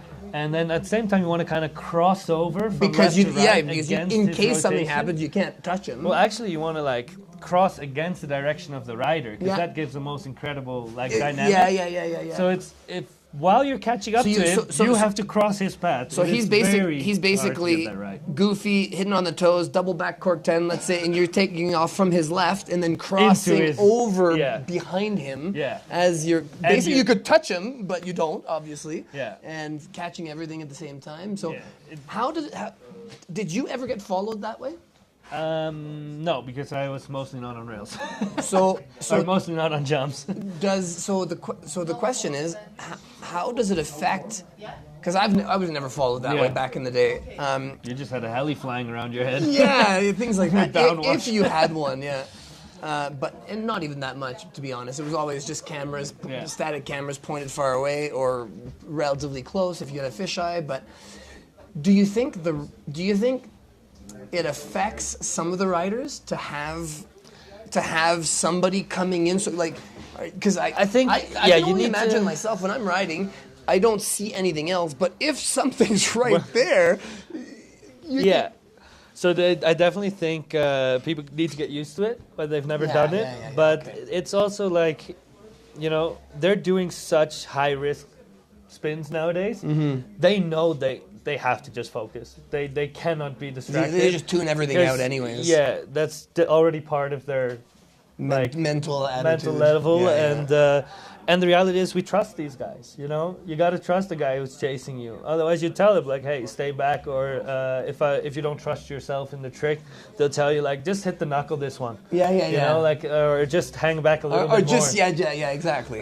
Because we can crop. We can make that manage. Yeah. We can work that out. The jumps are so big, you have a lot of air time, so and a lot of it's fine. space as well. Yeah. But no, it's Or a lot of space on the jump as well. especially if you worked with the same rider longer, you'll get in closer and closer and closer. Yeah. Like you see that because you also get used to like how much does this rider travel left or right on the jump, on which spins do they have this kind of quirk or that, and you also get like, of course, like the different angle. There's even in the air you have different angles. Like you could play like how much do I pop for this trick so I get more of a eye level. Yeah. Or I'll where pop do I on this really- one. He's gonna pop or on I'm- this one, or so I'm I'm gonna gonna suck it in and, Yeah, get yeah. really underneath him. And there's a lot of there's a lot going into that follow camming. pushing the limits of follow camming. That's nice. Yeah, and you definitely got to ride good to do that stuff, because you need to be able to sometimes like on 5 centimeters of edge like already control your landing before really like having the impact. You just stick a tail down to kind of like a fin, trying to just aim your landing somewhere else and stuff like Yeah, this. because it doesn't matter if you're all over the place or if your board's not landing Yeah. perfectly, as long as the angle is Yeah. correct. So you Yeah. kind of suck it up sometimes and look awkward Oh, sometimes, it's a lot of hella times. awkward. Yeah. Or especially if you do the knuckle runs, because you have to follow the same speed they're taking the jump, and somehow not fly into the absolute bottom, yeah. not eject out of the knuckles. So you mean like the knuckle hawks or what? yeah, like when they're jumping, but you as a follow cam are hitting the knuckle. If you're just instead hitting the of knuckle, jumping. yeah, okay. It's especially like at Prime, I did it a lot in Dubai. Oh my God, that's a steep knuckle. Like you get sent off that thing. So especially if you're going to, do you slow down a little bit or not really? you have to kind of, but you have to like pre-pop and then just drag a tail. Like you're flying, I see. but Just so you feel that it's pushing the there. tail down and trying to brake while your body is actually flying. Yeah. You're not with your weight down, but you're just like pushing the tail in the ground. Whatever you can to slow you down a little bit. Just a little. You know you're gonna fly anyways, and that is just like you cannot, because you can't open the windows. No, You well, know, you could do it with the- one, but not with both. Yeah. So you need to be quite steady on that knuckle. So would you sometimes do it with one and not the other, or do you just generally not? Probably, yeah. It's hard to know if you. I mean, look at there's a famous bail from Spenny from Gimmelgod at the Audi. Well, it was the Audi 9s probably back then. Yeah. Where he had this very narrow takeoff, and he followed right in, and he just caught an edge, and he just basically front flipped into the landing. But he kept that gimbal, he kept that GoPro pointed until he hit the ground. Like he was still committed to the shot, even though he knew he was gone and then he just exploded. I think he did his ACL or MCL with it as well. Like he was wrecked. Like he got hellied out and stuff. I believe he got hellied out. But he held on to the shot until the very. Yeah, that was the important thing. Was the shot. Till the head hit the ground, that GoPro was aiming where it needs to, which is incredible. You know. I thought you were going to tell me that he actually flipped out and tumbled and was able to get the shot and continue. Well, he got the shot because the rider landed before him. Yeah. But he still got wrecked. Yeah. But yeah, that's follow camming for you. Follow camming for you. So how do we? What's the deal with how much time do we have here? Normally they have about half an hour practice. What time is it now? We have 5 more minutes. 4 minutes for the training. 4 minutes for the training. So all right. Well, these guys are going to have to rush to get their last runs in because I see number 161 just here. It's about a 7-minute lap, and he's fourth to drop, so he get back up there quick so he can get that show on the road. Yeah, no kidding.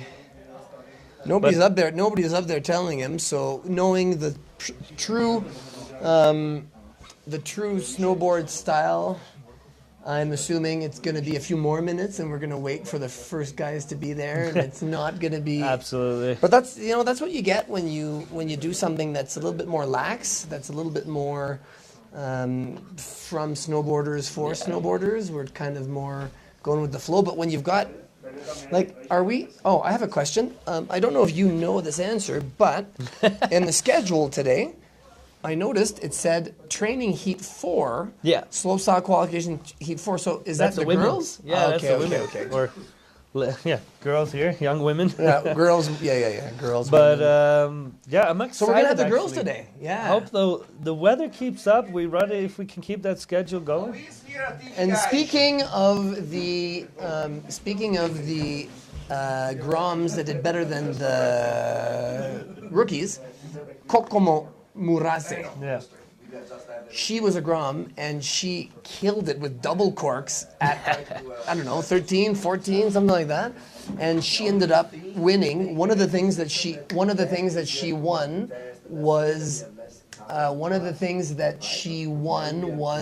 the I think she won an X Games to Norway, and she ended up winning the X Games in Norway after winning here, and she got straight on to that.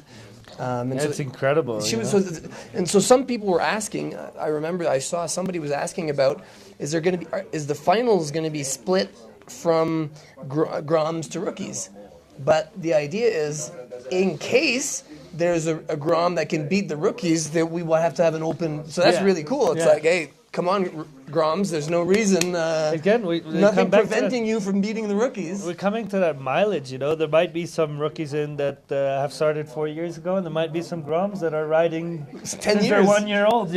So it's really incredible to see the level in general, but also to see how the Groms are so close in a lot of cases, or a few cases, so close to the rookies, and vice versa. And it's they still have their own podiums, which I like. Yeah. Like still respect that, because in the end there is a slight difference. Of course, you have a bit more opportunity with a few more years to have those mileage.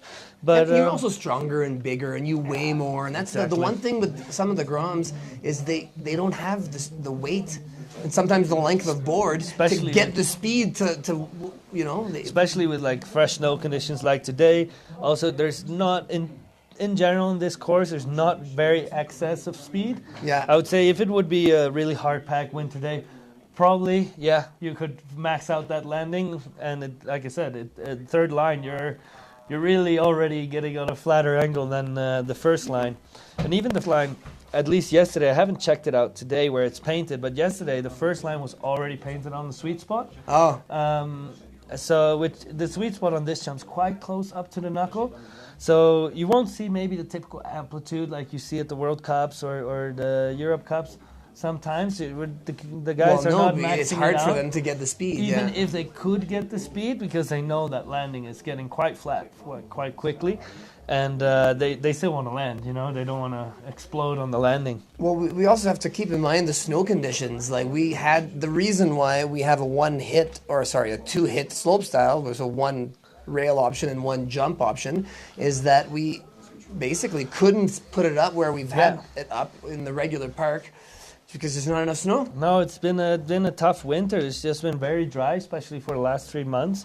There's been very few snowfall or little snowfall, and they wanted to make more of a course, but they did not have the opportunity to do so. So we're very fortunate to have this course as it is, and that it's working well. And every course has its challenges, you know. Yeah. So that's fair game. That's what we're here for. Being able to adapt is a big skill in snowboarding. And today as well, we have sometimes some sunlight, sometimes some flatter light. It will definitely be a challenge for the riders to just focus and know their key points where they need to look at and spot that landing and put it down. And so, how, in your time competing, what was your trick for? You did more rails, right? You didn't do too many big airs or slopestyles? I did some slopestyle in what was back in the day called the Q Parks Tour. Don't know if it's still running. My friends put that on. I was fortunate enough that one of the final rounds became a rail jam due to bad weather. And that's how I snatched the tour win once upon a time. Congratulations. But I don't think I would have deserved it otherwise on the jumps. But I still I love a back seven. That's my go-to. I have the full old school, hard on the edge boomerang takeoff, going a little upside down, tweaking the nose grab. Like that's. For I me. love it. Back seven nose grab is my go-to trick as well. It's a feel good, look good trick, and it just makes me happy, you know. And it's somehow easy. Somehow you just see your landing. There it is. It's funny because actually, like if I'd rather back seven most jumps, even first hit, than I'd straight air it. Yeah. Oh, same. Straight airs are dangerous. Yeah. Straight airs, if you lose control on a straight air, you got to wind the windows down, and it's hard to come back. Whereas if you throw yourself off a little different or whatever, if you had to go bigger than expected, just open up a little earlier, and everything comes back around perfectly. Yeah, absolutely. On the seven, I mean. Yeah, absolutely, and it's also, like for me at least, I start overthinking my in-run. Whereas I'm not thinking of the back seven, I'm just like, la la la, oh yeah, there you go, hop, in the air, then everything's fine. But if I go straight air on a big jump that I'm nervous for, I start thinking, wait, was that enough speed? Is this too much speed check? How poppy is this thing? Is it going to whip me at the end? Or and then the whole time you're in the air, you're just focused on how far you are. And you see everything looks so big and crazy. But when you do the back cork seven, I at least probably you too, you kind of tune out. You focus on what you're doing and on being aware and in the moment, and then you know that you're not going to see the landing right away. So when it's time to look for it, there it is. It's relatively close.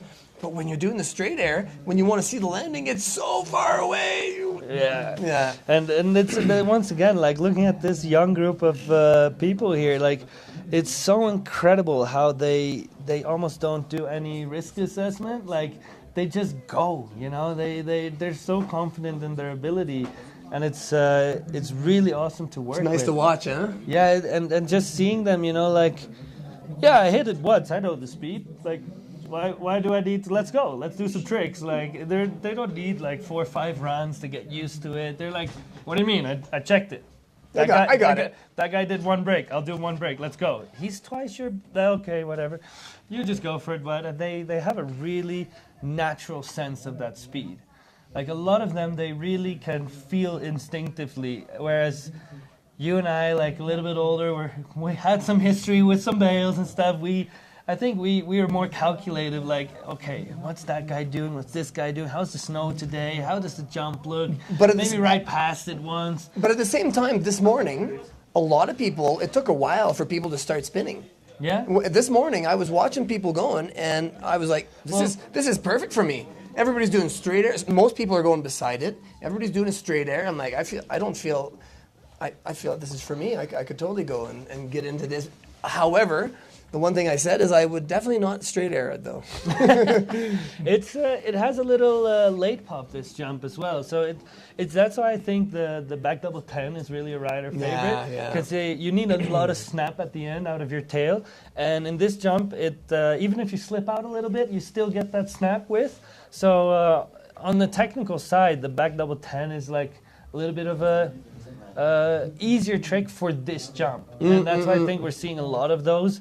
Just gives you that lift off the lip, and it's interesting to see the riders that will choose frontside or cab rotations over, because I think hopefully the judges reward that a little bit, because it's definitely, if it would be a flatter jump, those frontside rotations are a little bit easier, whereas the backside rotations it depends if they go off the toes or off the heels. Yeah, but I'd say so. We'll talk about the standard ways, but yeah, if you want to go off the toes, you definitely can create that snap. Well, if I were hitting that jump, definitely off the toes. I'd be switch front side off the toes would probably be my go-to. My tester jump would probably be a cab 5. If I would go cab 5 off the toes, you can call the heli before I drop. Well, let's not do that today. maybe. Well, that's the beauty of the airbags nowadays, right? We can have a little fun without the consequence anymore. Yeah. And you see that as well, like all these kids, man, like the repetition they have on the summer trainings and the airbags, it's the muscle memory is there. Well, that's the Japanese too. I mean, they dominate, but they also put in them. I was talking to Ishii, and he sometimes they have to not prevent, but keep the riders from riding every day. He's like, some riders can ride for every day for a month or months.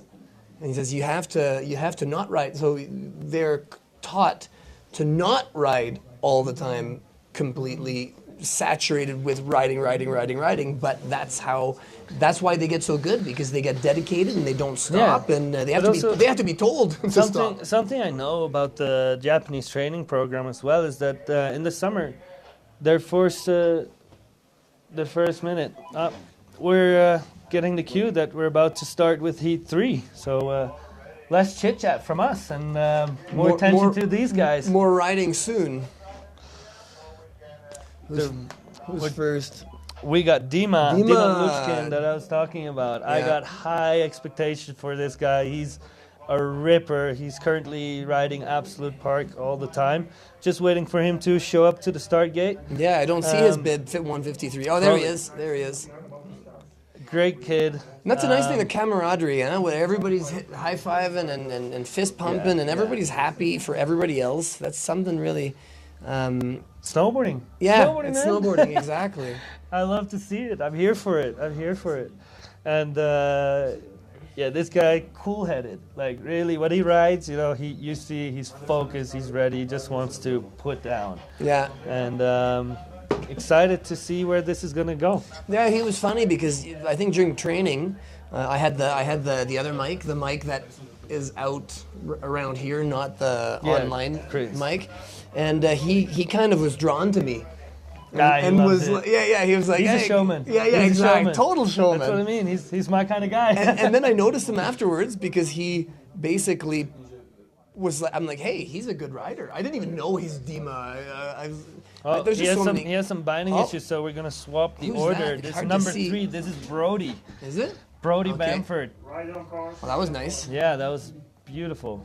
Really steezy. Just sucked up that knuckle. Those New knoll. Zealanders, man. Oh, is he from New Zealand? Yeah, they got them stees. I see some Rocco Jameson in him. Oh! What a beautiful, beautiful axis. Rolling out of it. I didn't see that coming. That's super nice. Well, this is the wrong graphic, but it's definitely Brody. Beautiful back over the what a wow!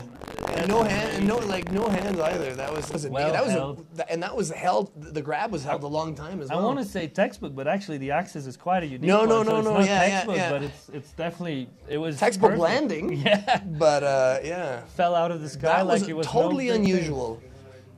That's like, do you remember Alessandro Boyens? Or Nah, he was an before my time. an Italian guy, and he was doing kind of a back 7, but it was kind of a back cork 3 to front flip. Yeah, It was really interesting. There's a while ago it was David Hablitz, so he did a back double 7 in locks. It's in one of the crab shows. It's incredible. So we just had a little start mix-up because Dima had a little binding issue. Now it's number 153, Dima Luchkin, sorry, excuse me. I don't have my paper in front of me. I got to do it from memory. Don't say his last name that often. But Dima's fine. yeah, here we go. We just had a little swap in the order to get things running. Did we see a judge score on that first run of Brody? It usually takes kind of one. Oh, we're waiting for it. Well, see, if they put the whole screen up, it probably won't be on there until. So now we have the graphic of Brody, but that's the two guys that swapped. This is definitely Dima. We'll get back in the right order after these two guys. Yeah, we both recognize Dima from being impressed with his riding. Number 3, yeah, they swapped the two. Dima, here he goes. What do you got? Same. The same. Oh, he didn't get it as he does it clean. really well. Yeah. Yeah, but he was a little tensious there. He was. I wonder if somebody's going to hit that other knoll at some point. I spoke to him this morning. Let's see if he keeps true to his word. Back double 10 though. Stop. 10. No. Oh, he wanted to go 12. You think? Yeah, he said he thought he might need a 12, but just get one in, I guess. Yeah, Feeling that out was a clean the run. Conditions. Also, again, that's a textbook back double 10. Yeah, it is. That was very clean. The axis you expect. Could have held on to the grab a little longer, but still perfect. Yeah. Well grabbed. I think he was just coming up a little bit shorter than he hoped for. So he had to let go to tuck it around a little bit. So There we Brody, go. that 82, that's a good score. That's a good score, though. It's always hard to go first, right? I guess they got to Then balance everybody it out. gets judged on that. Yeah. So let's see. Yeah. Oh, Dima, a little bit. Yeah. A little. 80, I agree with that. I think He can do Brody better. was slightly cleaner on the rail, and Steve's, man, like, Yeah. and that With that back really double 10. untextbook dub 10. Yeah, that was the beauty, and that's what I mean, man. Those New Zealand guys, they got some style. I don't know what they're putting in the water there, but style is dripping. Well, the water goes the opposite way, right? All right, it's time for it's time for Rohan from Great Britain. Let's see what he got. He's opting for the donkey rail. Yeah. Beautiful front one, reaver 3. Sorry, cab one, reaver 3. Because Tucking in, he's coming in. he's a goofy rider. Yeah, it's coming in normal side. Cork 7. Yeah. Well, not even cork almost. It's kind of flat. Just nice little back 7. I guess he's getting a banker run in. Just the guy's feeling it Everything's out. solid though. Like everything's stumped. With a bit of a tweak. Yeah, he almost tweaked it a little around. Not bad, not Yeah. bad at all. Yeah. I like. Well, if this was the 90s, that would have been amazing. That would have been top level, right? Yeah, we ain't the 90s no more, boy. That's not gonna be podium, but still, that was a solid. Is he? Yeah, he's a rookie. Yeah, Actually, crazy. Brody, the first guy to drop. Brody's a He's Grom. That's amazing. Yeah, he's right contender, top contender right there because of that. So now we're gonna wait for the score, but we have Ilian Borel from France next up. Really cool guys, the team of The French crew, guys. yeah, with a big crew with lots of cool coaches as well. Yeah, and they seem to have a lot of history, you know, like bringing up these riders and bringing them out here. It's really cool. Oh, they're all of them. They're out here every year. Yeah. Yeah, so But Curious what this guy's gonna bring. But they're always friendly. It's always nice to hang out with them because the French, especially from the south, a lot of them are from the south. They're very affectionate. Yeah, They're very Folkommer as well. area. And then you always handshake in the morning, a hug. It's always Much love. Yeah. There we go. We got the fist bump. We know it's on. That means it's on. That's little strapped down. Make sure that last click is tight and no blood flow to the Elon. feet. Again, that 50 Again. front two, but came on it a little early. Almost was a front 180. Elon's a goofy rider, so he's coming in goofy. You can see another back double 10. I wonder if somebody's going to ever do something off that second knoll. Yep. Yeah. Back double 10. Whoa, Perfect. clean. Big. Perfect. That's cleaner one that we've seen. He puts his hands up, though. It was something Yeah. he did it. I wasn't too happy about. Maybe it was that rail. Maybe he wasn't too happy that, about that. that definitely wasn't the best. But that, that again, textbook back 10. He opened up a little bit because he went big. Guess he wasn't expecting Nice. to be able to go that big. That's, Yeah, that's our Polish crew. Yeah, that's Mr. Gustav right there. Gustav or Rocco, I can never tell. Rico. Rico, The yeah. smaller one is Rico. That's the real young gun. I think they were the youngest at 8 back in the day when they were. The youngest, I think, was about an 8-year-old. And then my kids are 4 and 5, so I'm like I'm prepping them for. Better get ready, kid. Yeah. No. I mean, I hope when I get that honor. I'm gonna put on a World Rookie. I've decided I'm gonna try to put on a World Rookie Tour stop in Canada. So my kids are gonna have to obviously gonna be in it, and All right. Sorry to interrupt. Czech But we guy. got next rider up, Wojtek. Wojciech. He is also goofy. We're full of goofy riders nowadays. Where have the regulars gone? The stats are out of whack on this one. Regulars but, were yesterday. nice. I Yeah. like that. Yeah, Front me one too. in, revert one. Like little tag, Little three on the nice and knoll. steezy, maximizing the course.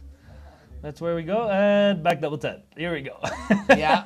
Oh, Sat no, down on it. no. Yeah, he knows. No. That's Everything else was good though, like original as well, leading up to it. Yeah, so it's cab one, front one revert, front cab one back. Just coming up a little shorter than he looked hoped good. for. Yeah, if he got a little bit bigger, that would have been enough. Or if he maybe held in the grab a little more. But still, like that, we said before, that back Horky. double 10 is really, the really go-to, that go-to. I mean, I guess it's the back 7 from back in the day. Now back Yeah. double 10 is just back Yeah. 7. Yeah, Or maybe even back 3 for some of these guys. They just need a bigger jump. yeah. But that was. Still think he's going to put on a nice, mid 60 score. If that's going to be top 8 to kind of advance to the finals, I don't know. No. They're gonna have to put down some pretty big stuff and clean. I believe nothing under 70s is going to make it into Yeah. the. You need minimum. There 70s. we go. Gustav gets a pull in. He's off quick. Backlit pretzel. There we go. That's the kind of tech tricks. And for a Grom too. So Yeah, you see. Is he popping? Is he? No, he's just. Whoa! Oh, he got some speed. A little wobble there. Keep together, Gustav. Niner. Front 9, but he gets the knuckle. No.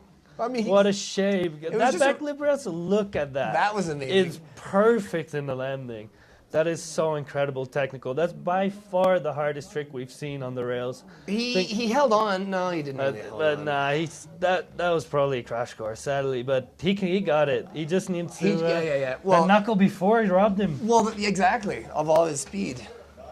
Needs to find a way to pop that knuckle a little earlier, So where suck is it up a little more. Oh, now we so got his little it's brother Rico. Yeah. back to back. Probably gonna get a little speed whip from his dad up there, always supporting, always helping. So that was Rico then. That was doing the funny dance. Yeah, it earlier. was. They look so alike though. Yeah. If you don't see them next to each other, it's hard Yeah, to you split see them one apart. that's taller, one's smaller. Yeah. All right. But the fist super pump. nice kids as well. The Jimmy fist pump. They're quite shy. There you go. Front. Yeah. Tab 1, rear 3, so nice. Beautiful. They got style on the rails. Solid. like- Yeah. oh, he's tucking as well. He's like, there we go. He's controlling a little But that better was than his brother. Yeah. See if he can make it. Backside tail 7! Oh, puts it down. Hands up. He's happy with Yeah. that. Could have held the tail grab a little little bit more, longer, but yeah. But you know, seeing that stoke, That was pride, perfect. But you have that was 180 to beautiful. 3. Early cork though. Yeah, Very perfect. early corked, but gets it. And like we said, for these light guys, it's really hard to Yeah. catch the speed. So Yeah. it's incredible. He did a really good job there.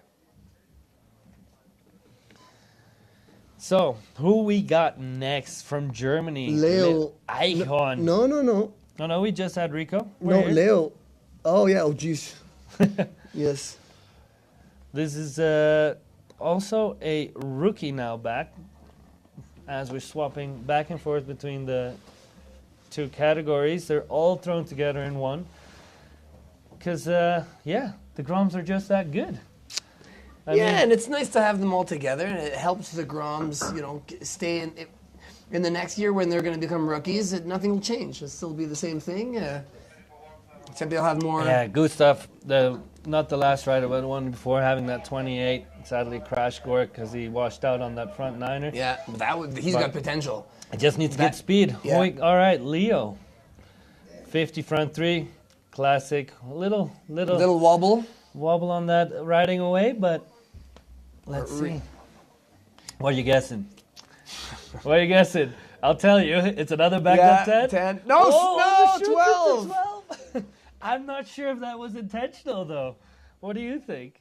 I think he caught a little more air than he wanted, and he saved it with 12, but 2 hands down, we know what that means. Yeah, that's not going to be enough.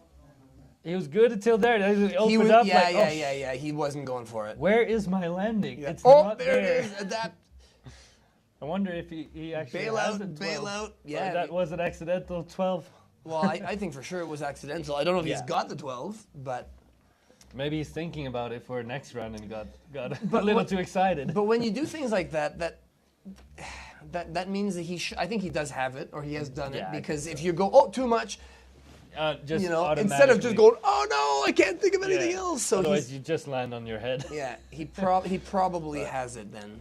All right, That's one of that's the your- funniest rookies, or Grom, sorry, out He's a there. Grom, too. Yeah, from Australia, Hayden Jacobs. I've had the pleasure to ride a little bit with this guy. He is He's making hilarious. everybody laugh. Yeah, he is hilarious. He got a mouth on him that will make you smile and laugh your pants off. Oh, just seeing that score from Rico come in at 47 for that back 7 tail grab. It's cool. I was expecting Nice. he'd go a little bit higher. Me actually. too, actually. But yeah, there was some slipped out a little early from the jump. He was quite short on the He could have landing. popped a bit more. Yeah. Could have held that grab. He did tap it. Yeah. Well, So it wasn't tapped. But the judges are strict, you know. so what's his name again? This is Hayden. Hayden, yeah. So Hayden's definitely looking funny because he's just tapping his cheek the whole time. He can't find from the right behind. song. He's like, "Come on, AirPods, give me the right track. Next. No. I need the hype song." Next. Wonder what he's listening to. Next. Well, these Knowing days. him, it's probably gonna be some Taylor Swift or something. Okay. Something. Yeah. Either it's gonna be somewhere around Biggie Smalls or Taylor So he either Swift. found it or he was told, all right, you got to go. All right. And, okay. 50 back 3, front 3. Excuse Yeah, me. yeah. Little hands in the air though. Okay. He he's didn't opting- pop that much either, No, though. he's opting for that medium line. 180 at least. Yeah, Going for that's the important. cab? If you're going to just, that's going to be already if he does. Cab tail 5, nice. Nice. Really good amplitude, was nice and controlled To in the be air. on the criticism, it could have been more of a tip grab. Here we go. And this could have been popped a little higher, Yeah, but yeah. still. There's some minor issues there, but See, look, like also, on the yeah, side, a little it's bit grabbed on the almost side. Tindy, But, area. but still did it, landed the gonna landing, need to have- stomped it. Still decent. Gonna Still need to have a chat with him in a minute. Yeah. Can't be having any Tindies Yeah. out here. It's still a very decent run, top to bottom. I like the fact that he did 180, like a big 180 grab on that knoll, Yeah. Just or on that knuckle, I should say. It's really cool that they allow that kind of freedom in this comp, just so the riders, we only have one rail, one jump. If you want to do a good trick and you just can't line it out because of the speed issues and stuff, it's nice that we have this option to maybe just in a little bit more stylish way switch up and get both tricks in you want. So the rider before the last one, Leo, scored a 64. That's still mid-pack. He's probably going to need to up it. That was Yeah, the yeah, guy yeah. that reverted to 12 and still got a 64. Yeah, So, but big tricks. But with yeah, two and hand he down. didn't quite land it. Yeah. Fair enough. But it's not enough. We got another Frenchie, Hugo. You go. Okay, you Came go. off a little early, and that was not how the judges want to see you swap No, around. They want no. to see it on the knuckle, just what I talked about. This will still count as a revert. But it's going front up 10. Amazing. Beautiful front double 10. Beautiful. Like I was saying in the break, this... Yeah, he tried. I think he tried to go 180. Maybe yeah, on he that one. probably or wanted to do the front two as well, but look at it. Front That up was 10. amazing. Tail, beautiful. Beautiful. Is he regular? Yeah. Yeah, perfect. And like I said before in the break, this jump has a little bit of late pop, so it's a little bit more leaning towards those backside rotations. The fronts are a little bit yeah, more exactly. tricky. So that's nice because he was out of the box. That was different than everybody else. Yeah, let's say. So I'm curious to see how he gets scored because he did have a little hiccup on Yeah. the rail. So I think he's going to be close to Dima and Brody. he might but be in the 70s might- on that one. Might just be pipped out into the mid or high 70s, indeed. Well, as Just long needs as to he's clean it up. as long as Just he's 70s, he can probably make the final. The other question is, are the finals gonna happen? Yeah. So this might be the end result, right? So you still want to make it, treat it as if it's. Wir haben noch ein Deutscher da, another German. So we have Damien Millinger, A regular rider. another rookie, 2008 in the national youth team. He's pumping some tunes. Looks like he's feeling good. 2008, that's his last year, huh? Yeah, He's kind of old. yeah. He's one of the veterans here at World Rookie Tour, most likely. I don't think there's anybody in 2007, huh? Oh, We yeah. got one, Rocco. So He will it come up depends, soon. depends when in 2007. Yeah. So, all right, focus up. Has our last binding click down. Cab, hard way two. Nice. No. Oh, no.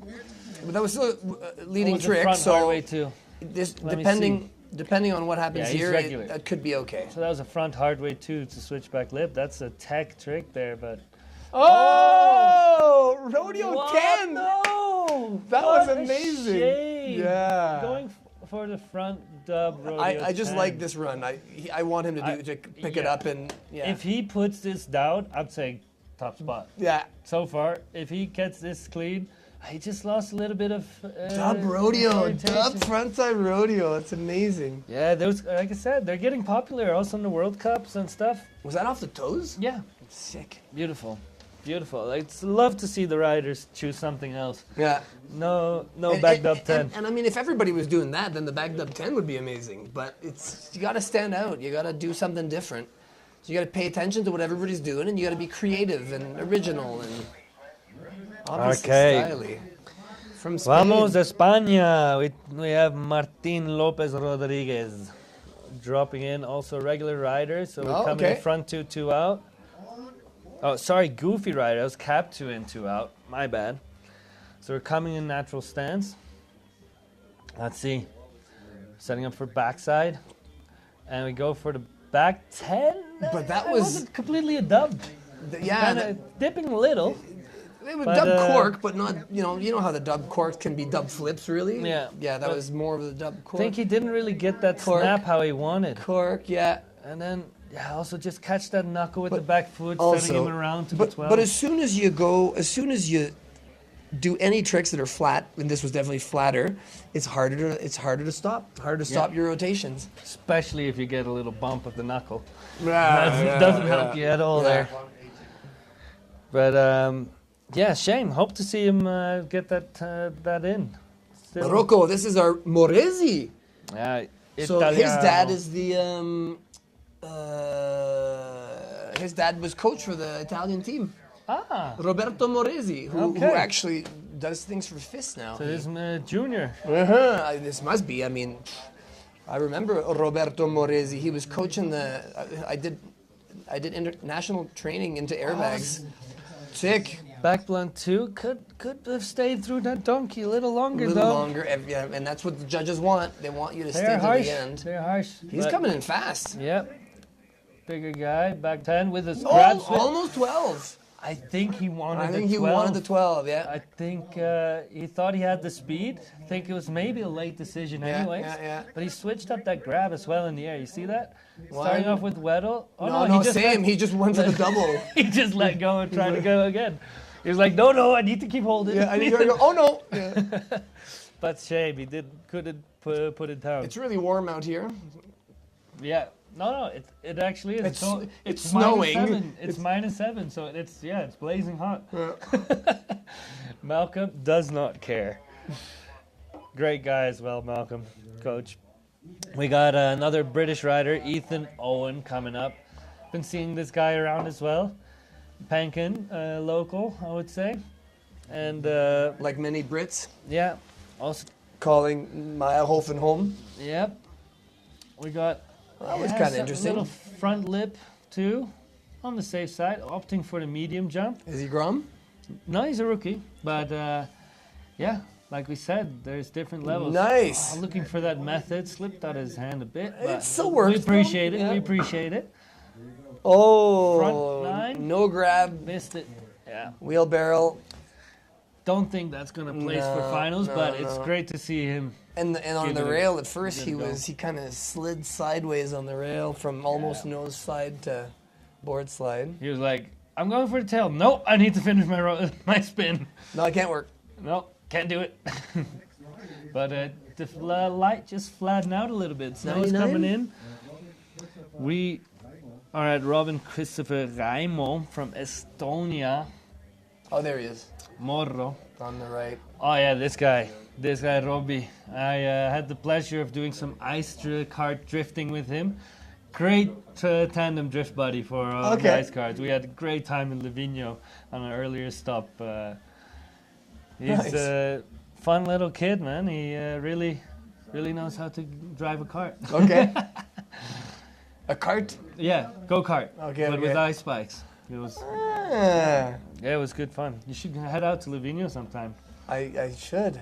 I haven't been for a long time. The only time I've been to Livigno was. No, I don't even remember doing it. Cutoff is at Hayden Jacobs. Hayden Brody's Jacobs. first, huh? Yeah, Brody's still holding on to that top spot. Here comes Robin. Front blunt 2, nice. Love to see that. Nice classic Oh, trick. Look at yeah, it. yeah. He's Tuck small. it. He's small. He needs to keep his speed.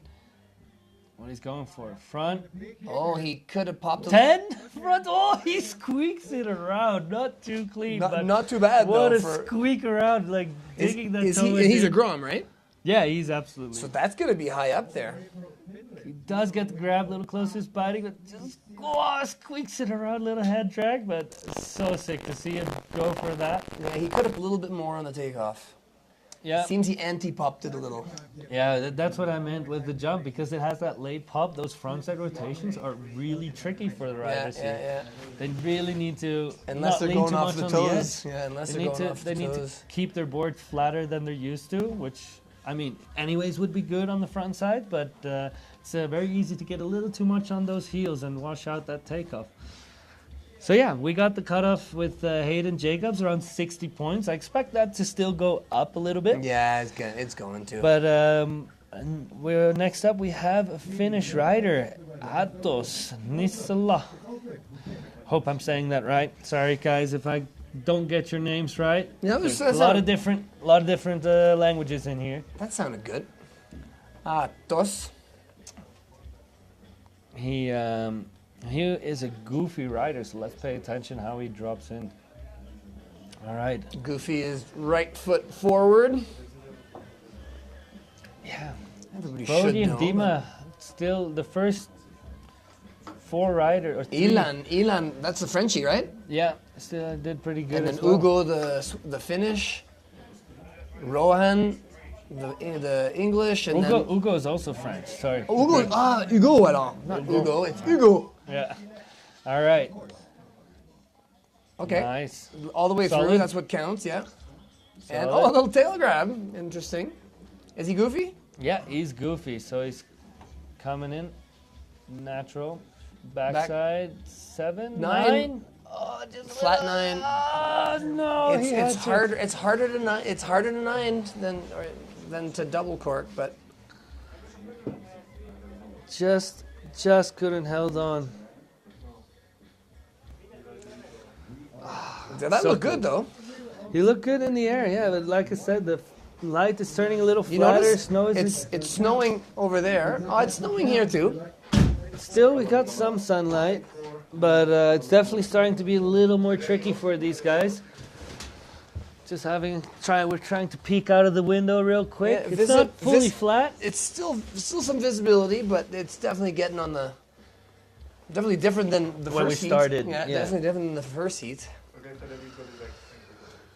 All right. Even in the beginning of this heat, I think, huh? Even in the beginning of this heat, it was better. So we got Gregor Parts from Estonia as well.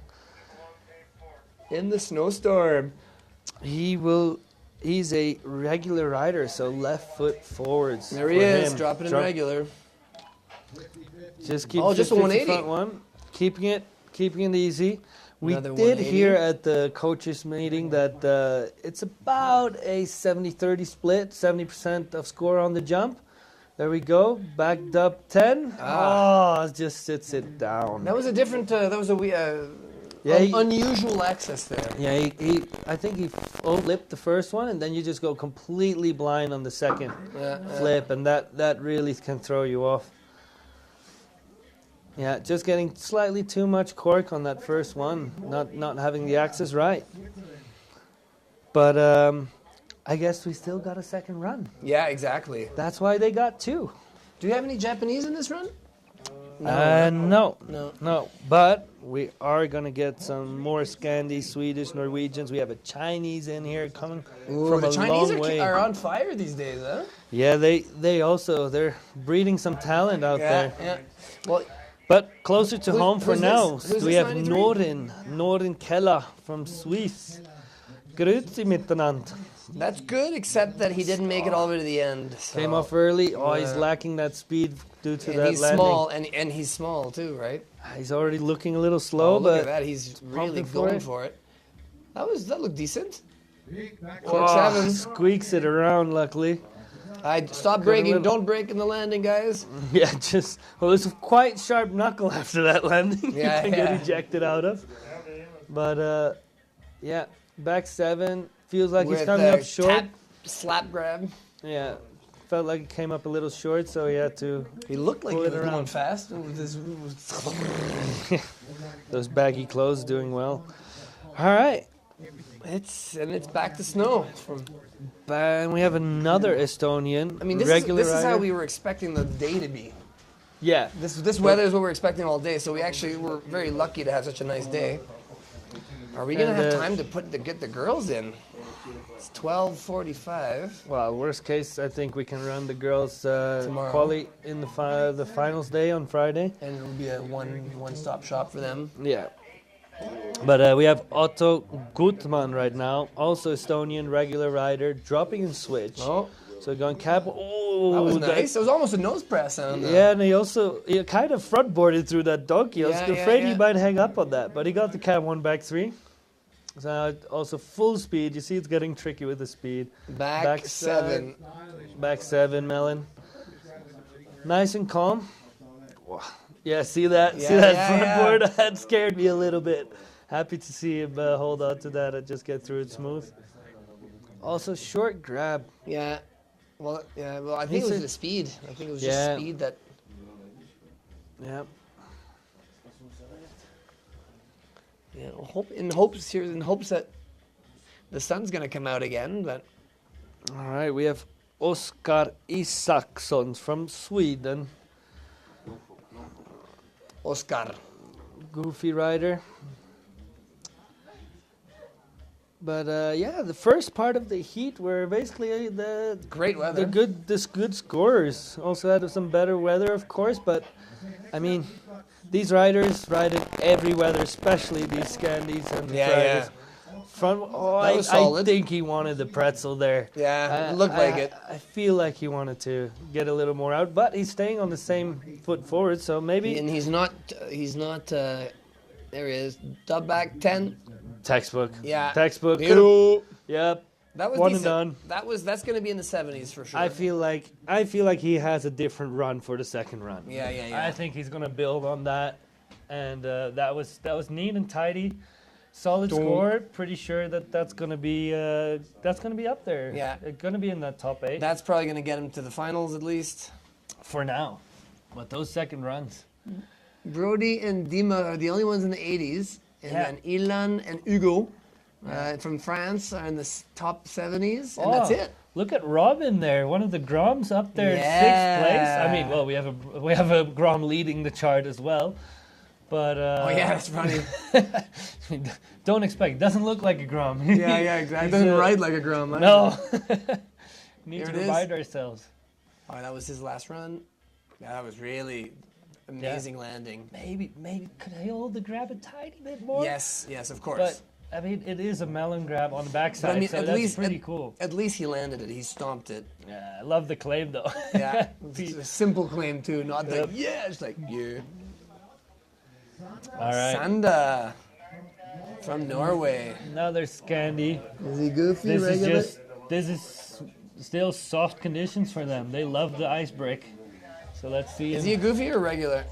Sander is goofy, so he just did dropped cap him 2. goofy. Yeah. Oh yes, see, I like that just That because it little was nose different. butter, Yep. Yeah, Sketchy for speed though. It's easy yeah, to yeah, lose but speed that's on why. that, That's so why. Oh, taking a little risk. little. Stale fish, Was that a tailfish? tailfish, yeah. And we got a back 7 melon. Yeah. Oh, nice. Okay. I think he's happy with that. He should Yeah, be. yeah. That looked good. Let's see That- again. that- The cap 2 in, 2 out. Oh, it just doesn't really get on that rail proper. Yeah, I missed that because I was looking at my sheet Yeah, down yeah, here, yeah. but sadly just doesn't really get on that a rail. bit of a quick grab, but at least he landed. Yeah, it's a smaller jump. Don't Yeah, got so much time. Yeah, but still. But that nose butter, that was a highlight for Yeah, us. yeah. Throwing in that creativity. You gotta make the most out of everything, you know. You gotta So- make as long as if we're going, yeah, the judges are doing the same. We got our Chinese rider, Ooh, Yingshan. Yang, regular rider, rookie rider as well. Probably his last year from 2007. Yinghan. He was good. I think I remember watching. No. I'm thinking of Ying Shu now, but I'm definitely curious to see what they're bringing to the table. 50-50 front 2 swap. that was nice. One of the bigger or the higher scorers. and he's regular or goofy. He is regular, so Okay. he's coming in normal stance. Setting up for that backside. No, front side. Front 10. Yep. Oh, smooth. So smooth. I love how he just snaps the spin. And gets a nice tail grab, or is it nose grab? But he snaps that spin, speeds up in the air. Look at that mid-air. He's super fast, and then he spots. He's like, "Yep, slow it down. Yeah, Easy peasy that on looked that good. landing." That looked good. Yeah. Yeah, but like clean on the takeoff, speeds it up in the air, and then And has then plenty opens of it up time. and Very puts it controlled. down, puts the landing gear down. Very, very controlled. Let's see. We Oscar. Oscar Ikason, he did well. He scored a 70. Yeah, he got He's- in the 70s. I think you need the 70s to make it. It looks like that's where it's going. Yeah. And it's been quite consistent over the heats that the scores are all that cutoff is heading to the 70 score. But with this weather coming in, it might be tough for those riders. Is it Nilas? Is he our next? Yeah, we have Nilas Posillo. Oh, that sounds Finnish, Finnish, huh? yeah. Morro.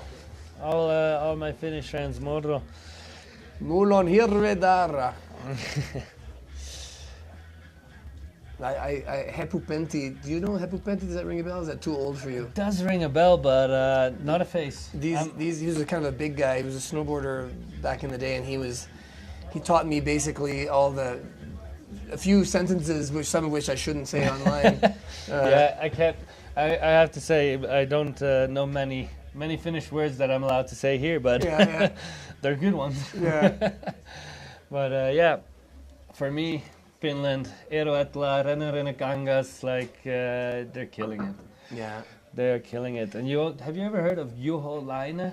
He's a bit of an No. up and comer. He's a Cool. wild gun. Nice. Like he's bit towards Haldor Helgeson style. Okay, really cool. loosey goose. And, Yeah. super fun rider to watch. But yeah, Nila's dropping in. He's goofy rider dropping in normal. Oh. Opting for something different. 50 Yeah. to 70 swap. And yeah, pumping for that speed. I think this is Oh, going to in the be arm. a I like his backside style. setup. Oh, he's- 7! And Whoa, Thompson he goes was huge. huge. But he also didn't, he kind of think- anti-popped it. Yeah, but I think he That was realized. interesting. I didn't think he expected to go that deep. No, Like, exactly. But he- that's because he sucked like- it up. He didn't pop.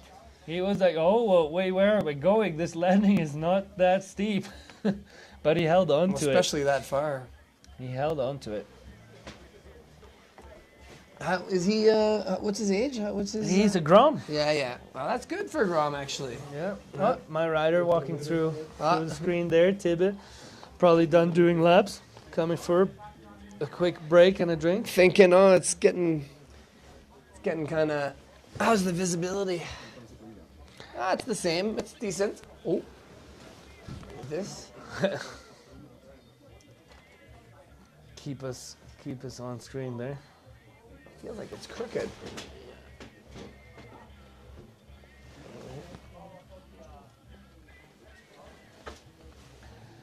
All right. Do we have any new top 8 scorers? No, it's staying consistent.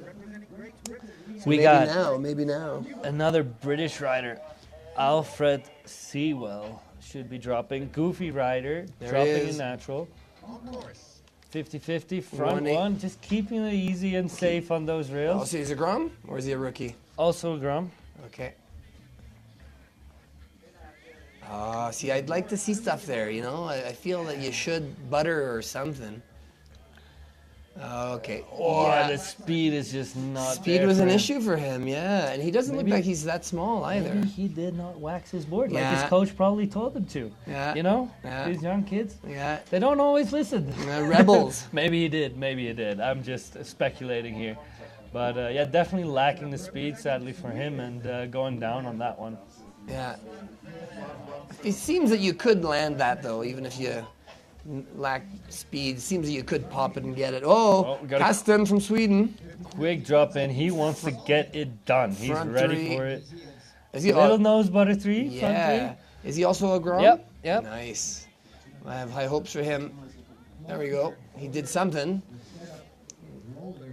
And backside 9. Wow. That was clean. Yeah, with a nice little stale Like, fish. Smacked it around straight to the toe edge. That's how we want to see it. This was All of this was a good run. confident riding. That might even get there in the. That might even I get there in the. For now, that For might even now, make it to the top 8.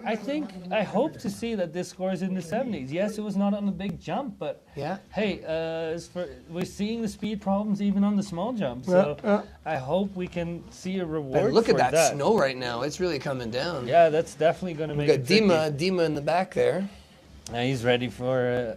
We have the last rider for the first run. Oh, It's Lennox. Lennox from Austria, local guy. König. The King is in the name, so let's see if he can live up to it. So are we? Where? That was too quick. But the Chinese got in there. Oh, Yeah, did he? Chinese is in the top 8, I think. That is Yinghan. Yinghan. There we go. Yeah, Yinghan. Just still squeaking in with a near 70 score. And Robin's still in there, but I don't think he'll stay with that run. Curious to what Kasten will score on that last one, that last rider. Yeah. But yeah, back to the action. Oh, I think he's saying, I don't want to go. It's too bad weather. It's really coming it's down getting, now. if you look at the visibility, it's Yeah, not it's- the best, it's and that means it's going to be, just- and it's going to be slower. It's picked up massively. That's the sketchy part, is that it's going to be slower. Oh, he's saying, you know what? They're trying to I'm a local. I know what to do. We got to I get got this. at least one run. We at least have one run each, so we got something. He's like, I don't care. I'll do this. But 180. coming off Is he early. goofy? Is he a regular or goofy? Is He's he a regular Grom? rider. So Oh, he did a swapping little back one- to his natural stance. That wasn't a big 180. Look so- at that snowstorm he's having to navigate through. This. And he's going to be slower because of it. Yeah, I think. Yeah, he knew it. He pulled out. I'm sure he wanted way more. Yeah. I think this is starting to look like we're gonna go on a weather hold. Yeah. What a shame. This is getting quite intense. Everybody's putting their jackets on, hoods up. Yeah, I mean, we had sunny weather a few minutes ago. And luckily, there's no cloud rolling through yesterday. So this if visibility the is there. snow just is a quick few minutes and stops again. It's just visibility from the snow. Yeah, and just the speed. The speed might be the issue. Yeah. No, you're right. It's absolutely the speed.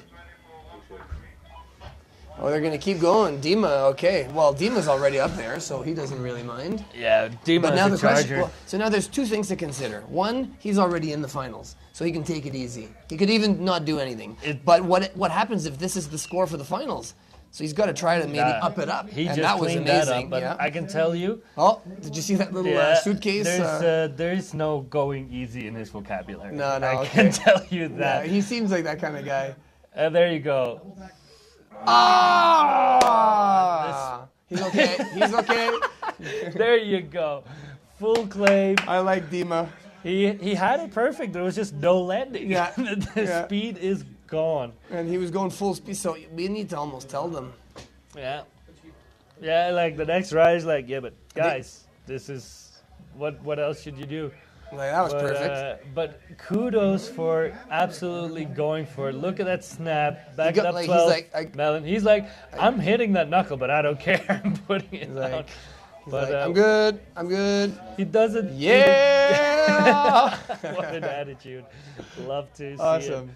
All right, Kurt, leader of the scoreboard, but in much challenging conditions. Well, I mean, he's not that small, so it won't affect him. But normally Groms are smaller, so Yeah. it's but almost still. getting to the point where it's dangerous now if they can't get speed, right? Yeah, well, they have a medium jump. They can opt to go out They there. might not have a choice, but if they've been never hitting it, that's a bit of a far stretch now. Try something new you haven't tried once yet. These guys are doing dubs, you know? They can ride. They can ride. But But you don't let's know see. the speed, you don't know the hang time. Let's see. I hope. I think Brody can play a tactical game here. I think he can be pretty safe with that 82.33 and say honestly, if victory lap. if I, Pull a method. Give me a method, Brody. Come and on. then go beside the knuckle of the jump, you know, and just do a knuckle huck. But I think he might be asking for weather hold or trying to check in with. Yeah. We're getting feedback from our technical team here that The coaches and riders are complaining. that it's too slow and it's starting to be a danger, as we just discussed. Yeah, you know, yeah. it's coming down. But even if it stops, this snow is here now. Like we can side slip it a bit, but game on. Came on, he's going for it.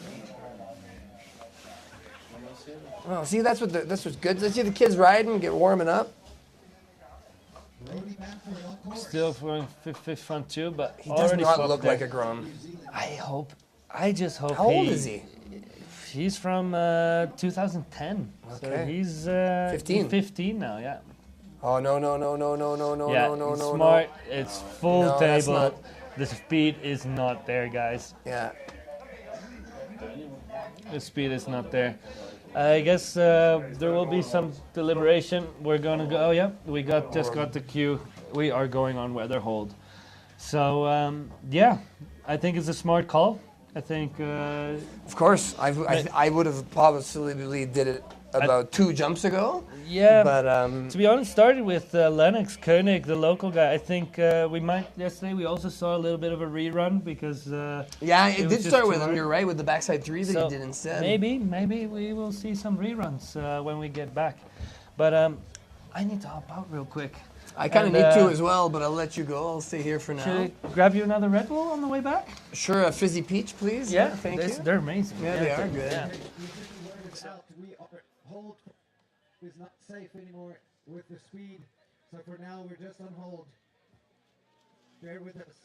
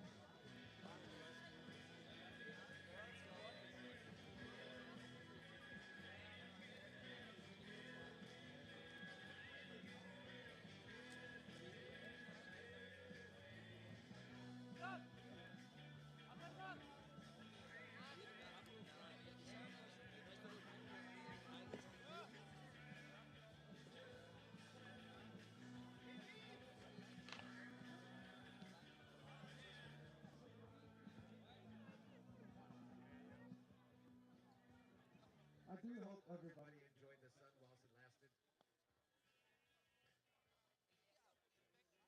Naja, Quetzalcoatl bis zum Gouda.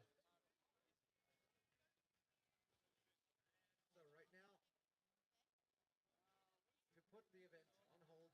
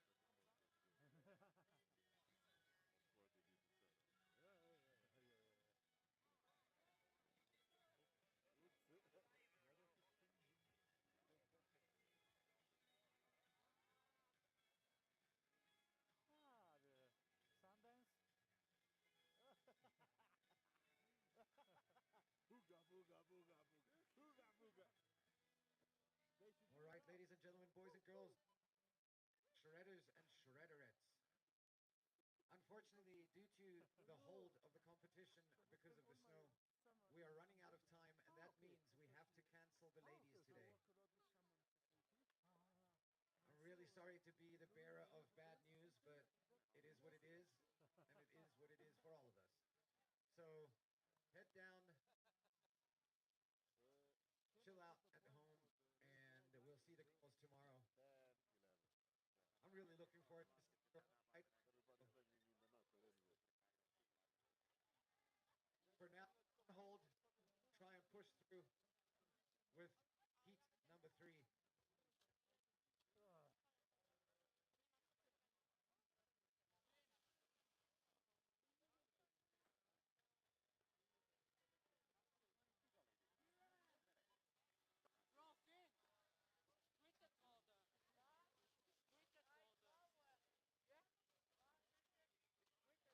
Well, it is April after all, and in April the weather does whatever the beep it wants.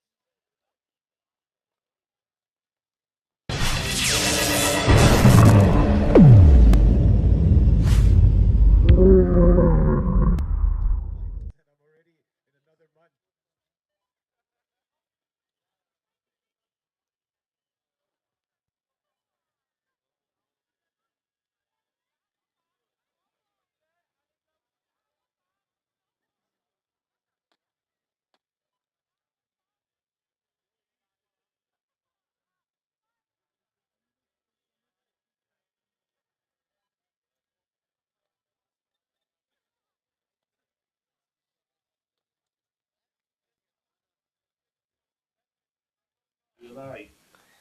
All right, here we have, ladies and gentlemen, I hope you're still watching because here we have Max Plötzeneder, all-time Austrian legend snowboarder right here.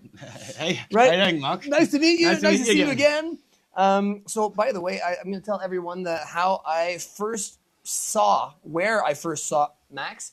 And this was at one of my biggest snowboarding experiences. I think it was the first time I made it to Whistler for snowboarding. So I won the Snowboard Canada Jam Tour in Mont-Tremblant. It was a competition in Quebec. And one of the prizes of winning, besides a bit of money, was an invitation to the West Beach Classic in Whistler, which was also part of the Snowboard Canada Jam Tour.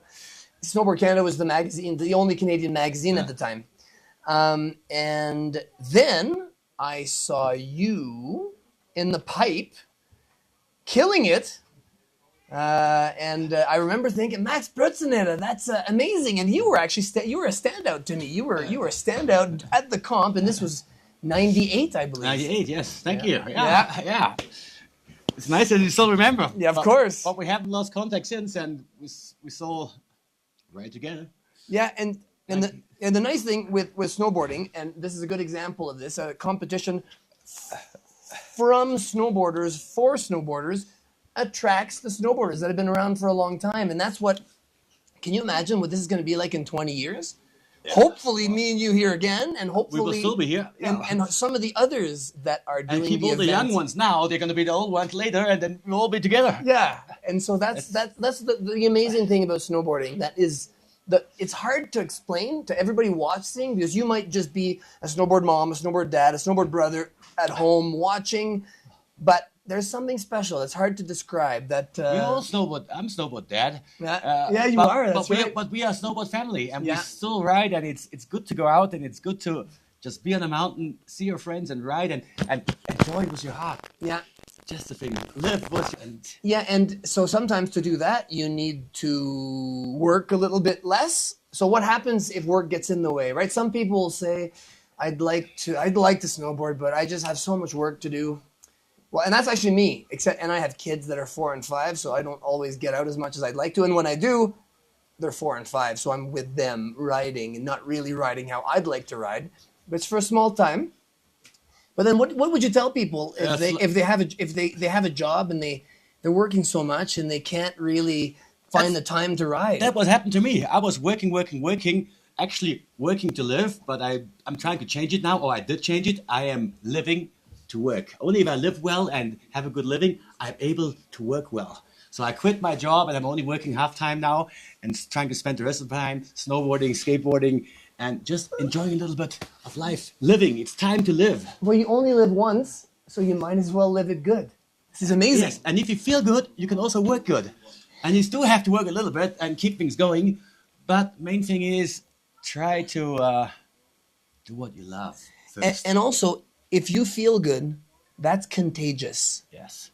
And you're going to attract people who feel good, and you're going to hang out with people who feel good, and you're going to share that, and hopefully with people who are going to share it with you. And it keeps you healthy. Of course.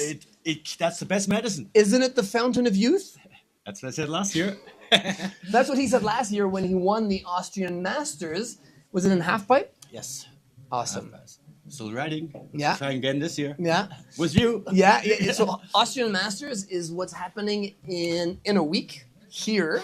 So does that mean that the slopestyle is going to be this same slopestyle course that we're watching here? I don't know.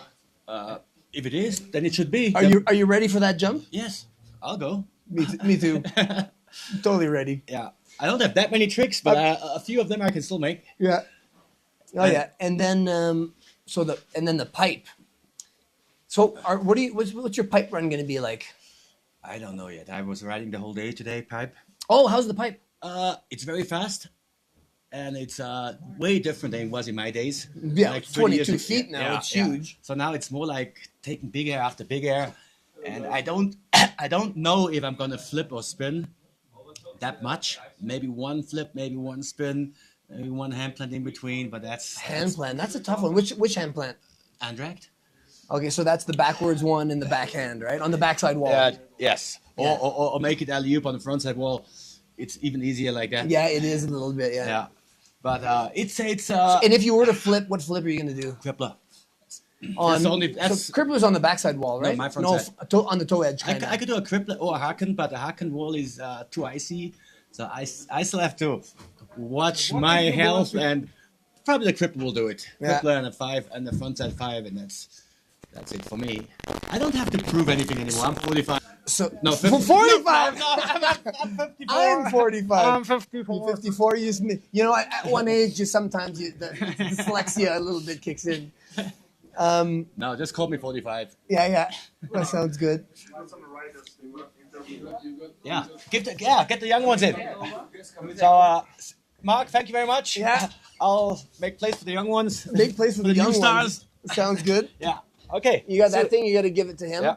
Okay, so we finally got some riders showing up. All right. So how about we move? How about what do we do with this? You guys all at the same time, or what do we do? Oh yeah, What's up? Dima. Okay. So we've got questions here. Do we need to?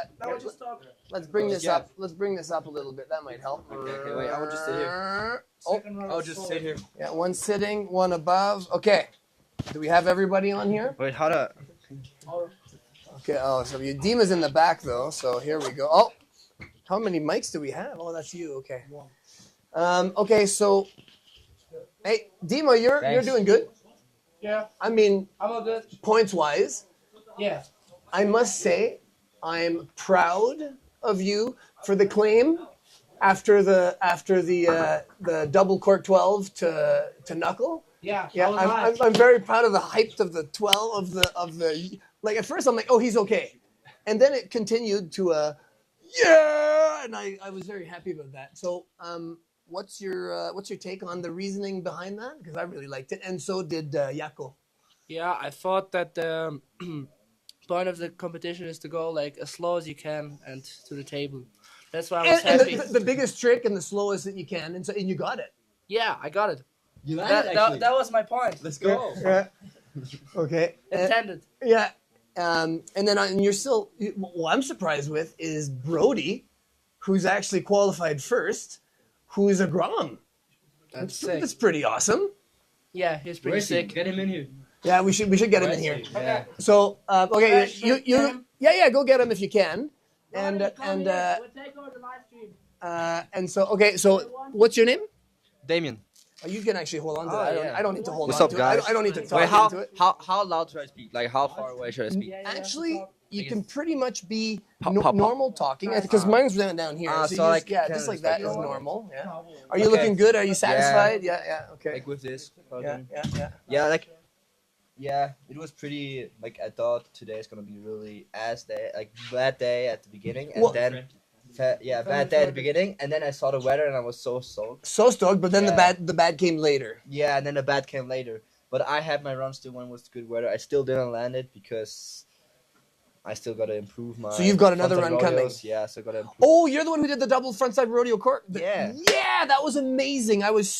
We were stoked on your run, and basically, if the judges followed through with creativity, if the judges follow through with, they want us to move something this way, no, this way. If the judges follow through with the creativity that they want, I think you're. Yeah. Give us a second. I think that you're in there. I think, like, Because creativity on the rail and creativity on the, like, nobody's doing the double rodeos, right? And it's Yeah. off the toes. yeah, it's all, like, I thought about doing front 14 at the beginning to, like, it's probably, like, more safe, I would say, maybe. It's pretty safe the last times, but frontside rodeo, I landed it once in Absolute Park, and I heard that you guys want to do a bit more of creativity, so I thought it's going to be better when I do this, because I want to know, and also in the future, how you guys and all the judges are going to judge it.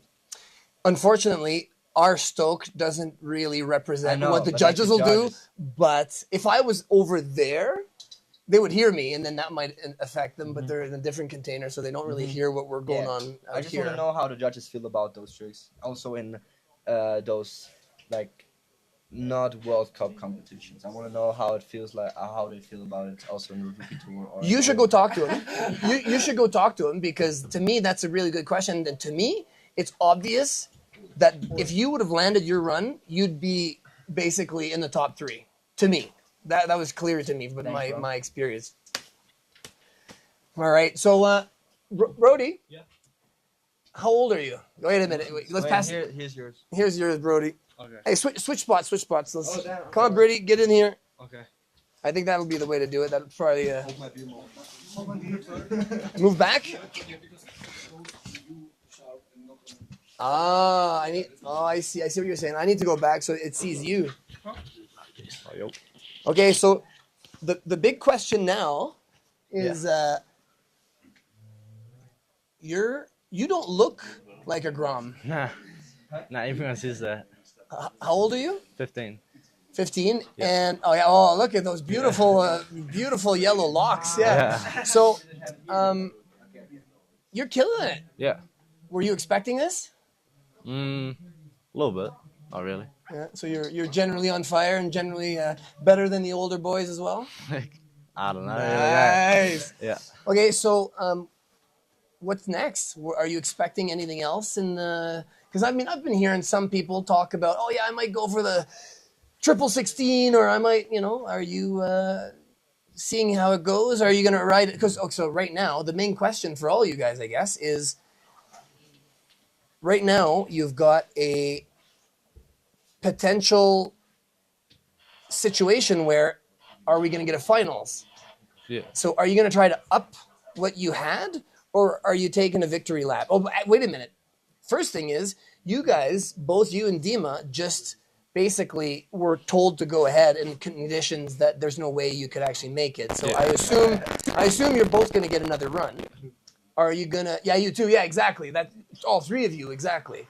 So I think that the question for me, for you guys is, which we've talked about, is are you going to go for this might be the finals. There might not be another good weather day. So are you trying to make this the finals and improve your score? Or are you going to be like, well, I'm good now. I'm top ranked. I'm going to take it easy. I probably won't step it up. Nah.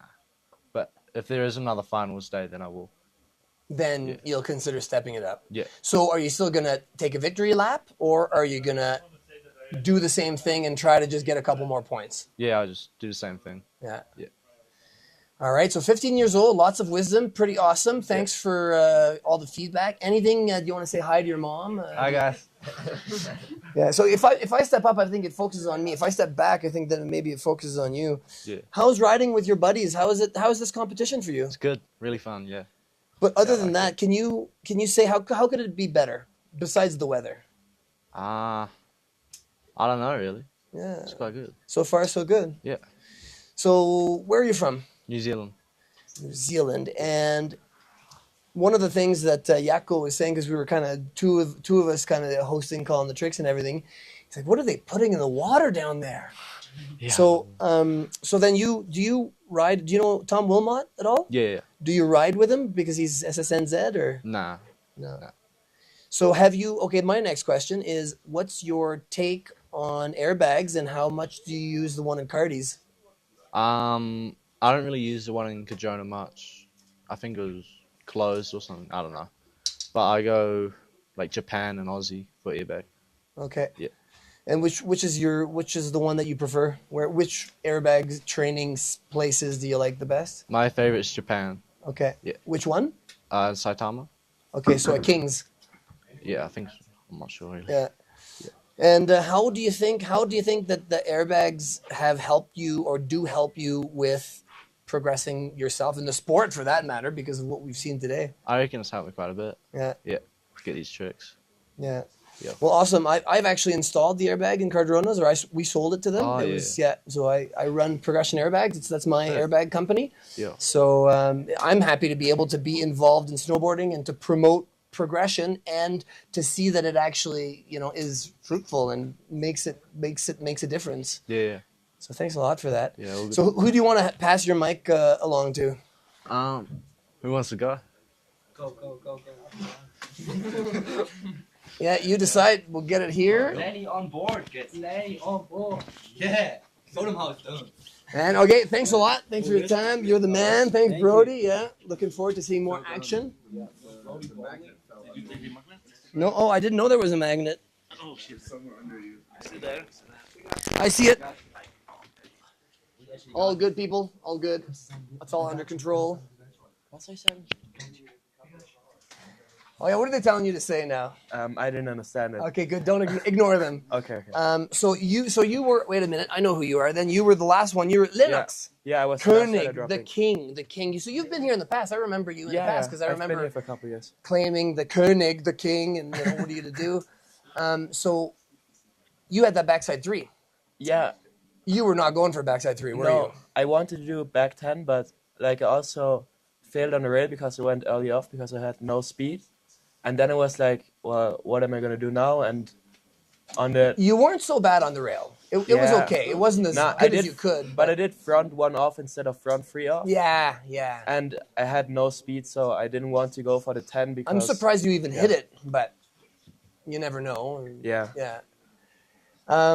So that backside three, what makes you want to do the backside three and not hit it? Because you're thinking maybe I'll get over, or you're kind of... I mean, I don't know, hitting a kicker is always better than riding next to it. I like that. And you said a back 10, did you say you're going to do? Yeah, I wanted to do back 10. So dub cork? Yeah. So why is it that all of you guys are doing dub back cork 10s? And is it because poppy jump, it's just meant, it's just breeds it, it's easier to do? Well, yeah, the jump is really poppy, so that helps. And also I think that for back 10, double is the easiest access. So if you go flat for the 10, it's really hard to... Of course, to stop spinning. the rotation because you can't really dig in the toes. Yeah, so it's yesterday we had Tibbe from Netherlands. He's 12. He just turned 12. Yeah. And he did a flat backside 12. Didn't he try cap 12? No, I think cap 12. I thought it was a backside 12. Really? I think it was a backside 12. Back 12 flat, I would say, is easier than back 10 flat because you can dig in the toes when landing. On the landing, that's a good point, actually. And on the back 10, you can't really do that, so it's hard to stop the rotation. Yeah. So these guys are playing with you. You know why? Because they know that you like to dominate on the snowboard. This is the only time that they can play with you. Because otherwise, if they play with you on the slopes, it's like, no, we can't play with the king. So you gotta let them. You gotta let them have their fun a little bit. Like we're pretty scared. Like he's super coarse in snowboarding. Yeah, he's pretty sick. He's a surfer. Like snowboarding. surfer. Yeah. So I don't think they can hear you when Yeah. when the mic says. So you need to talk about. We can hand the mic around so everyone can like talk. Okay. Like wait. Sounds good. So there's a. Just Man. make sure you get that. Go for it. I'll let him do it. Right on. So this is basic. Oh yeah, I'm always too much forward, and you're out of the focus when you do that. I have to lean back. But you got to, you have to, you realize that we have to be careful handing those the mic, right? You know that it's not. We don't know what's going to happen if we hand them the mic. We keep it family friendly over here. Oh, are you able to do that? Yeah, Yes. we have to keep it family friendly. Like Nick Shout out Nick and Ferdy. That's our Nick. So do you have questions for them? I have questions for them. Or maybe not. I do have a that question for him. Okay. Like can you tell me the story behind your T-shirt? Yeah, it's my coach, Coach Aaron. Yeah, shout out Platinum Crew, Coach Aaron. Yeah. And who's Coach Aaron? My coach. So from New Zealand. Yeah. And is he the best coach ever? Yeah. You can see the Victor Royale. Yeah. And what's your favorite part of Coach Aaron? Well, yeah, the way he looks. He looks really cute. Yeah. The way he has the Victoria. Yeah. And so you've been riding pretty well as well. So do they? So how come you New Zealand, you Kiwi boys are on fire and killing it? Does it have to do with the amazing training facility that you guys have in No,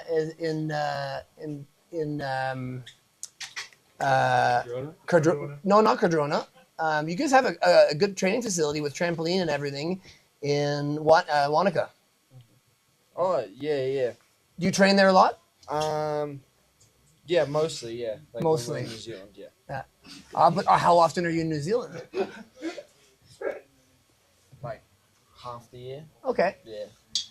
And are you in New Zealand during winter or during summer? Well, like winter, like. Your winter. Yeah, our winter. Okay. So that's when you're more there. Oh, that's cool. And where do you guys like? I said no, you guys. You're Austrian. Yeah, I'm Austrian. Where do you like going the most? That's not New Zealand. Where do you like not best comps or anything like that? But where do you like riding the most? That's not New Zealand. Can we even see you? Can you go down a little bit so we can see you? Yeah, there we go. Yeah. Too tall. They're too tall. They put something in the water there in New Zealand. Like my favorite place, probably like to compete or No, sure. To compete, to ride, whatever. to ride. I think lots. Locks. Yeah. Sick. Just and It's gonna be they start sleeping now. There's gonna be heat run and it's gonna be restart. okay. So apparently, I'm gonna have to kick you guys out because there is apparently some course happenings going on. And okay, thank you very much. I want to talk to you briefly. So You can stay here. It's not riding right now. okay, come on, sit down with me then. Shout out Bene.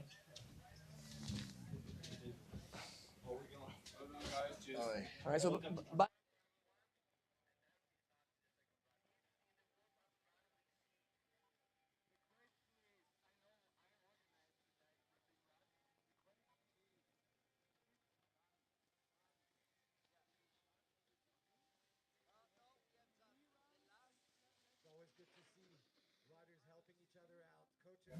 Now they can see you and hear you. Oh. So bye, guys. Thanks for swinging by and chit-chatting with us. Can you introduce yourself quickly? So my name's Luca Kamisek. I'm from Germany, and I've competed yesterday. Very styly, I might add. I've enjoyed Luca's style.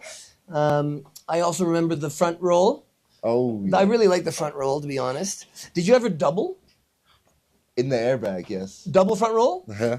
But that's Nine on my or bucket nine list. or like just Nah, just double front roll.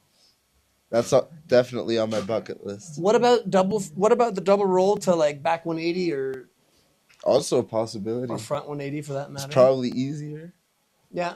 but we'll see. So at one point we're going to be switching up soon because apparently the the course is opening, there's side slipping happening, so visibility is a little bit better. So we might switch very quickly to heat number 3, which is the top of heat number 3. Luca or Lucas? Luca. So about double roll, Eero Ettala, back in the day in like 2007, he did kind of a what was it? It was like a backflip to back rodeo 7. It was like one of the first double cork 10s that was done, and it was done like that. So maybe you could do front roll to, I don't know, some kind of a front 3. Yeah. Could be interesting. I hope if you ever do try that into an airbag and get it and compete, I would like the official inspirational claim on that one. Yeah, for sure. Okay, For sure. so here's the list. Who do you like in there? Who do you think is going to make it on top? And who do you want to see? How's it? Tell us something about it. Okay, so of course Brody. Wow, yeah. Brody, I got to know him here. The small young Grom, the little poor fragile boy. Yes.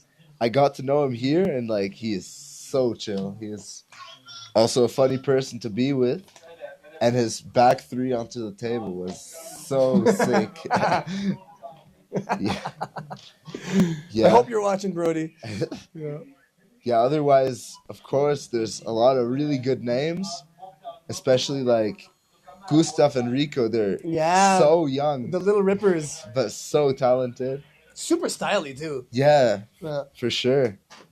Lennox Koenig also has to be up there. Of course, the king. The king. Yeah. Dima is insane. Dima talks a lot. Huh? Is he going to put his money where his mouth is? That's a good question. I don't know. You never know when things are going to happen, especially like I say now. The two. So basically, Lennox, Koenig, Dima, and Brody. I think they're all going to get repeats, right? Yeah, I hope so.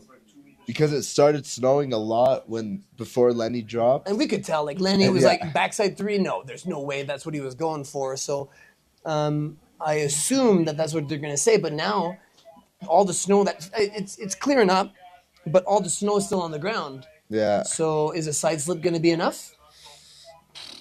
Well, it's going to be really, really slow now with the new snow, for sure. So maybe they need to let everybody go take a couple runs, but then that's a lot of time wasted. So. Yeah, for sure. It's hard to tell. Like, hopefully it doesn't keep snowing for the girls because they're the ones that are going to have the most trouble with speed. Yeah, definitely. Are they speed checking now? Yeah, the first one was 2 meters short. So the first one was 2 meters short. Do we know who did it? Do we know who came up 2 meters short? No. 92. Who's 92? Dima is gonna check. Oh, okay. Dima's going for it? Oh, there he is. No, 195. Who's 195? Oh, that's Lennox. Lennox is ready. Yeah, and Dima too. Yeah, and Dima and too. Brody. And Brody. Is that him dancing away? Nah, Brody's this guy. In the middle. Yeah. He's so tall for a grown. Yeah, He's 15. I can't believe it. Okay. So in the middle there, that's Brody. Yeah. Okay. And that's Brody. Oh, he's just. Oh, they're just. Oh, and Lenny. The top contenders are rapid fire. Come on, switch camera, guys. Switch cameras. There we go. Okay, but there are gonna be 3 of them. So back. Yeah, there are gonna be 3. Oh, that's. Oh no. Oh no. Oh no. Next, keep filming the next guy. Nah. Guys, we need to see the other riders. Okay. Zoom out. When there's 3, you got to zoom out. Oh shit! Yeah, it doesn't look good. Oh. Oh yeah, here we go. Here we go. And okay, no, that's Dima okay. Got it. Yeah. Whoever was 3rd looked like Lenny. he made it. Yeah, Lenny. Yeah. Yeah, shapers definitely need to go to shit. That's going to help a lot too because that's where you lose most of your speed on the flat and going up. Yeah, for sure. And you also notice that you're like, yesterday, shit, I'm way too fast. And all of a sudden, when you're in the tranny and going up, you're like, am I going to make it? Yeah. And so that's the thing now. You might go and be like, okay, I think I can make it. And then you're like, no, but you don't know until the end. And at the end, it's too late. Yeah. That's the tricky part on this course, or on the jump. Okay, so we talked about style earlier, or like yesterday. What are your? So wait a minute. You're in, right? Are you in from yesterday? Unfortunately, I got 9th, Oh. so I didn't make it. I barely missed finals, but Why? What could you have done better? What should you have done better? probably like the rail a bit. Yeah. But it was like a close call for 8th and 9th place. Like How many points? it was 2 points, but we did like the exact same run. So it was like, yeah. Did you talk to the judges? Did you say, why did I get 2 points less? Nah. Doesn't matter. It happens. It happens, yeah. Well, it's good attitude. Good on you. Someone has to be 9th.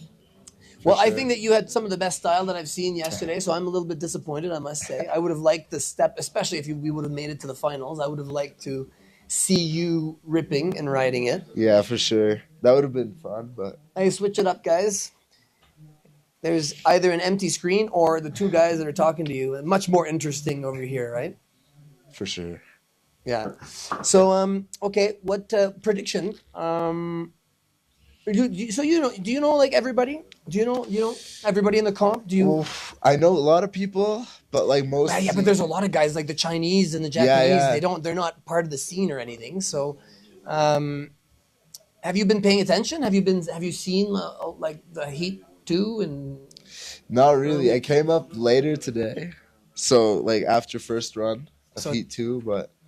So you realize that normally the Scandinavians and the Japanese are pretty dominating, and this time I got to say that the Chinese are pretty on it too. So what do you think? What countries are going to be leading the assault list? Ooh, I think, China or Japanese, like the Asian, they're probably going to be pretty good because like you don't know them until they do something they beat you. Yeah, and it's so crazy. Like Hiroto was here, I think 2 years ago or 3 years ago, and no one knew him, and he just like I think he even won. And there's just like always some crazy guy or people that just spawn. I would say, yeah. Spawn is a good word. Insane, and then there a few years ago there was a Grom. I think she was 14. Kokomo Murase. Really? And I didn't know her. And she won with back cork. Is it back? Anyway, double cork 10. I think it was even front double cork 10. And so, like that's why we're doing Groms and rookies together. Yeah. Because she beat everyone in the girls, category. Yeah. And she's got an invitation to the X Games in Norway. Mm-hmm. Won the X Games in Norway. And it was, the stepping stone for her career that she just sort of killed it and was onwards and upwards for I think she could still even be in this comp. But nowadays, I guess I assume that there's other point priorities and things like that. So it's been an amazing thing to see riders from Japan come in and not just dominate this comp, but the world scene as well. Yeah, for sure. So is that what's going to happen this year? Well, we'll see. But I have a small feeling, yeah. Next question. Do you ride half? Oh, look, they're finally shaping they were finally shaping the jumps. Do you ride pipe? I like to cruise around. Mm-hmm. Do a few airs and lax. The pipe is the best. Always perfect. Yeah. So I do like to do that, but like tricks in the pipe is next level. Well, for the obvious reasons that you can die. Death is like centimeters away instead of knuckle. It can hurt, but you can see it coming. And going too big, you still have meters and meters. So the pipe is the perfect landing. And death is like Yeah. 1 centimeter away, you know? It's so insane. And the fails in the pipe, they're... If someone then... Even overshooting is not Yeah. that far away, you know? You just have to be perfect the whole time. You have to be a ninja. Yeah. Hey, Martin, why don't you switch that back around so that there's some more interesting activities? So what's going on with the shaping? Yeah. What's going on with the shaping down there is because obviously all of the boys came up short.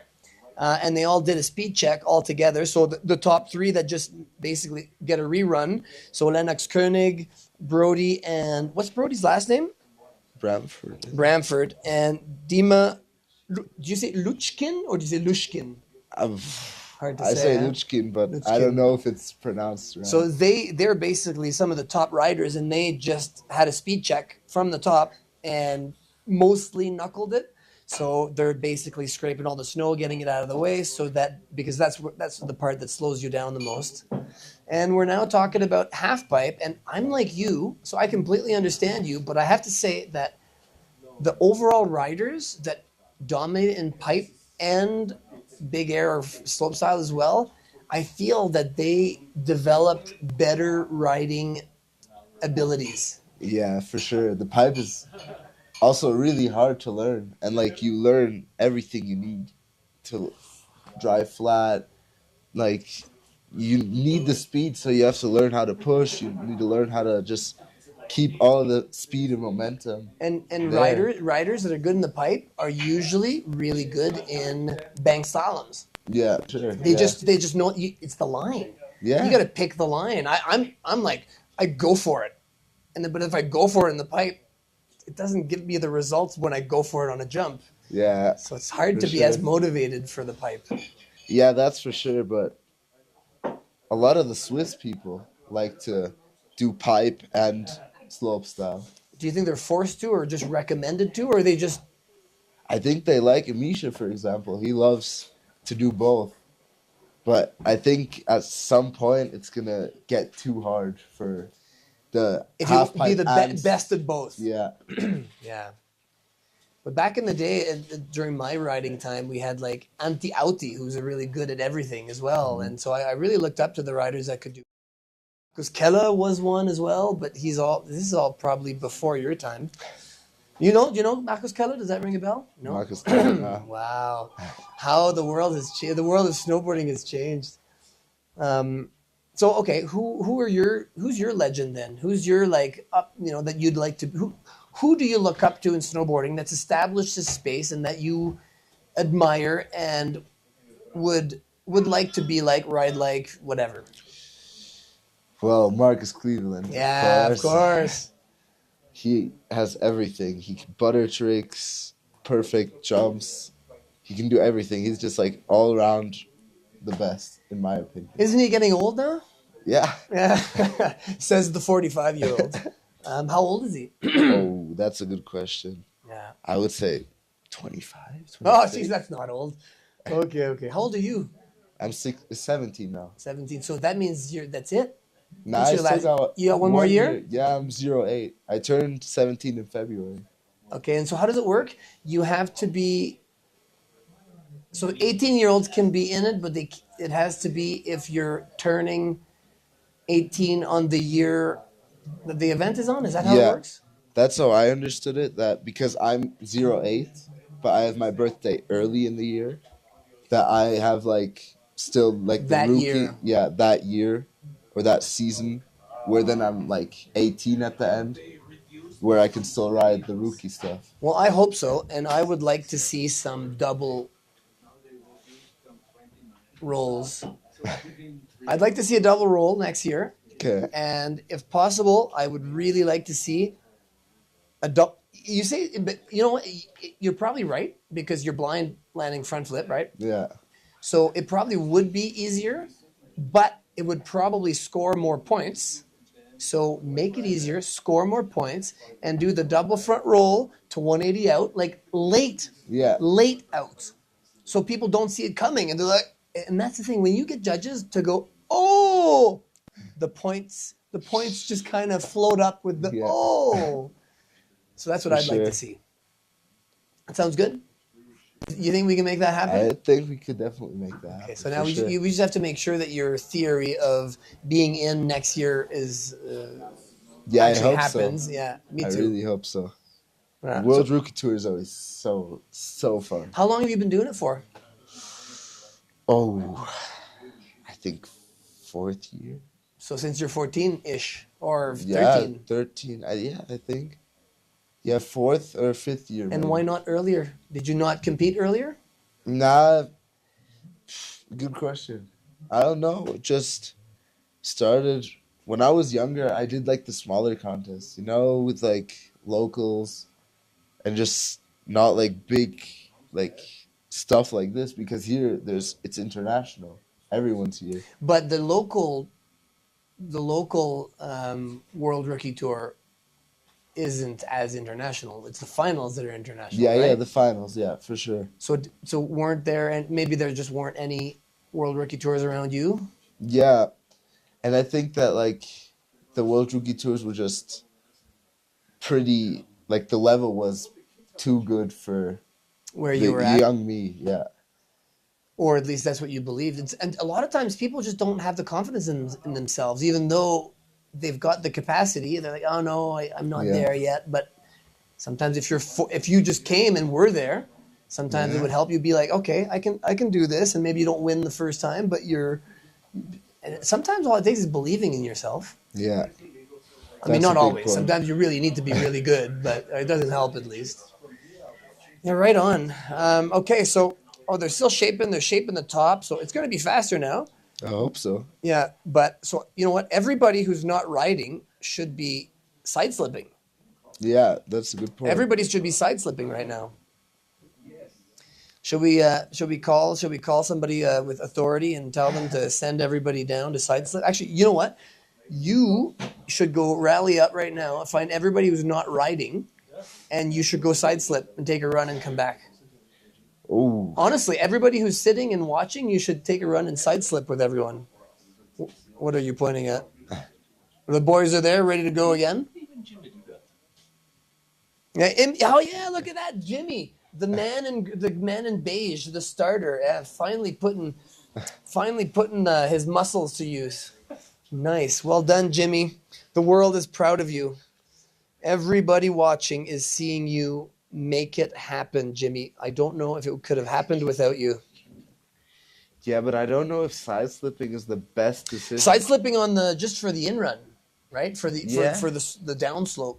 Yeah, but Oh, you mean you don't think it'll be as fast? nah, I think it's smart, but I think through the side slipping, all of the snow is built up at the bottom, and then there's gonna be like a bump, in the No, tranny. but you have to side slip properly.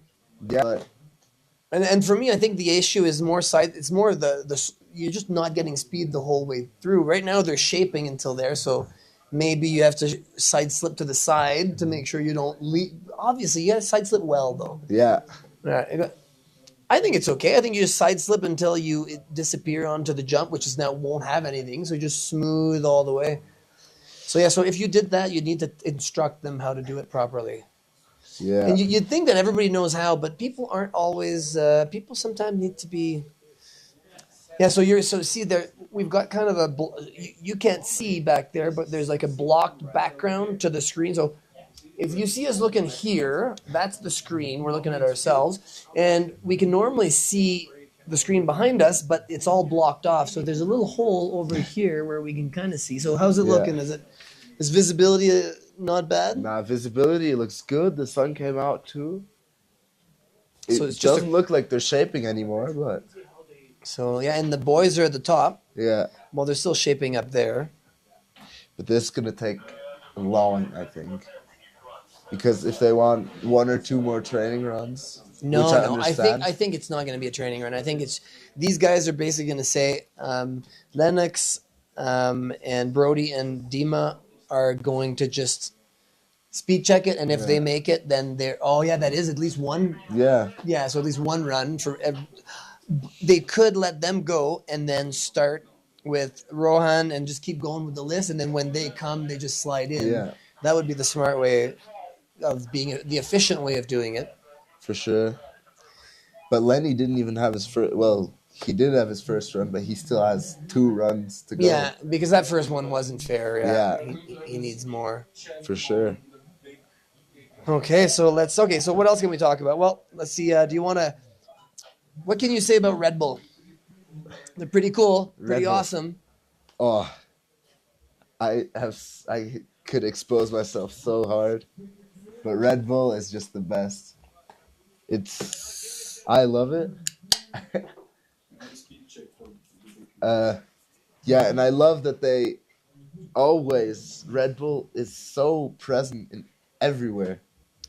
And I don't know if you've seen, the other energy drinks being involved in other events and things like that, but that's because of Red Bull. Yeah. They paved the way for all that. Okay, here we go. Who's this? It looks very slow. Yeah. Who is it? Lenny. That is Lenny. Oh, he's too That's slow. okay. That's okay. But last time he was also the fastest out of all 3. Yeah. But and he said no. He said no as he was coming in too. Oh, come on. Let's get into the other angle. Oh, here we go. That's good. Yeah, Brody. Dima. That's okay, but it's not great. But it's like you can't really do more than a 9 with this speed. You could probably do a 10.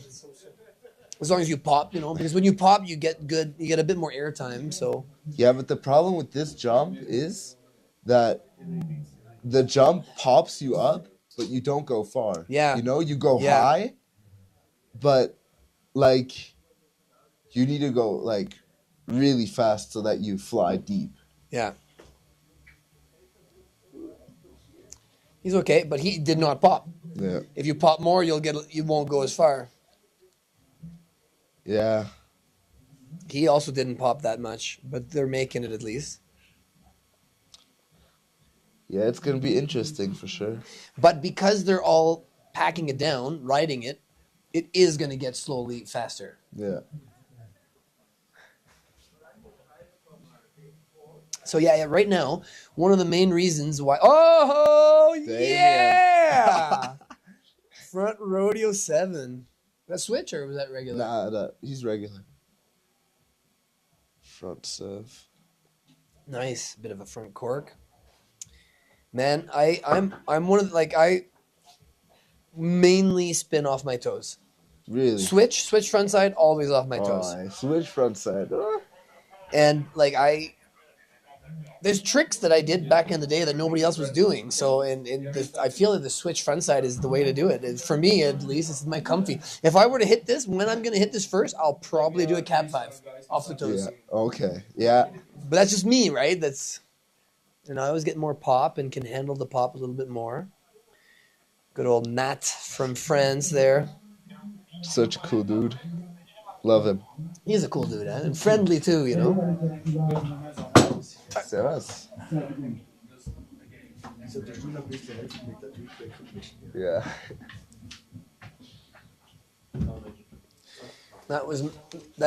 Was Miney, the master of disaster, organizing master of disaster.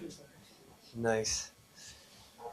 All right, and so that's the thing with Red Bull. They're really there. They really have a presence here. Obviously, we've got Kitzsteinhorn and See, which are the big main reason how and why we can be here. I gotta say, I'm riding a Nitro these days, a park board, other than the Moonchild I've been riding for powder.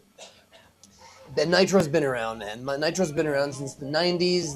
They're so punk rock and they're so awesome, and I really think they're an awesome company and happy that they're... Yeah! Nice method. That was a nice method. Yeah. Who was that? Do you recognize? It's so hard to recognize everyone because a lot of people also have the same colors. Yeah. Oh, there we go. Oh yeah, we got to test the small one. I mean, the medium one.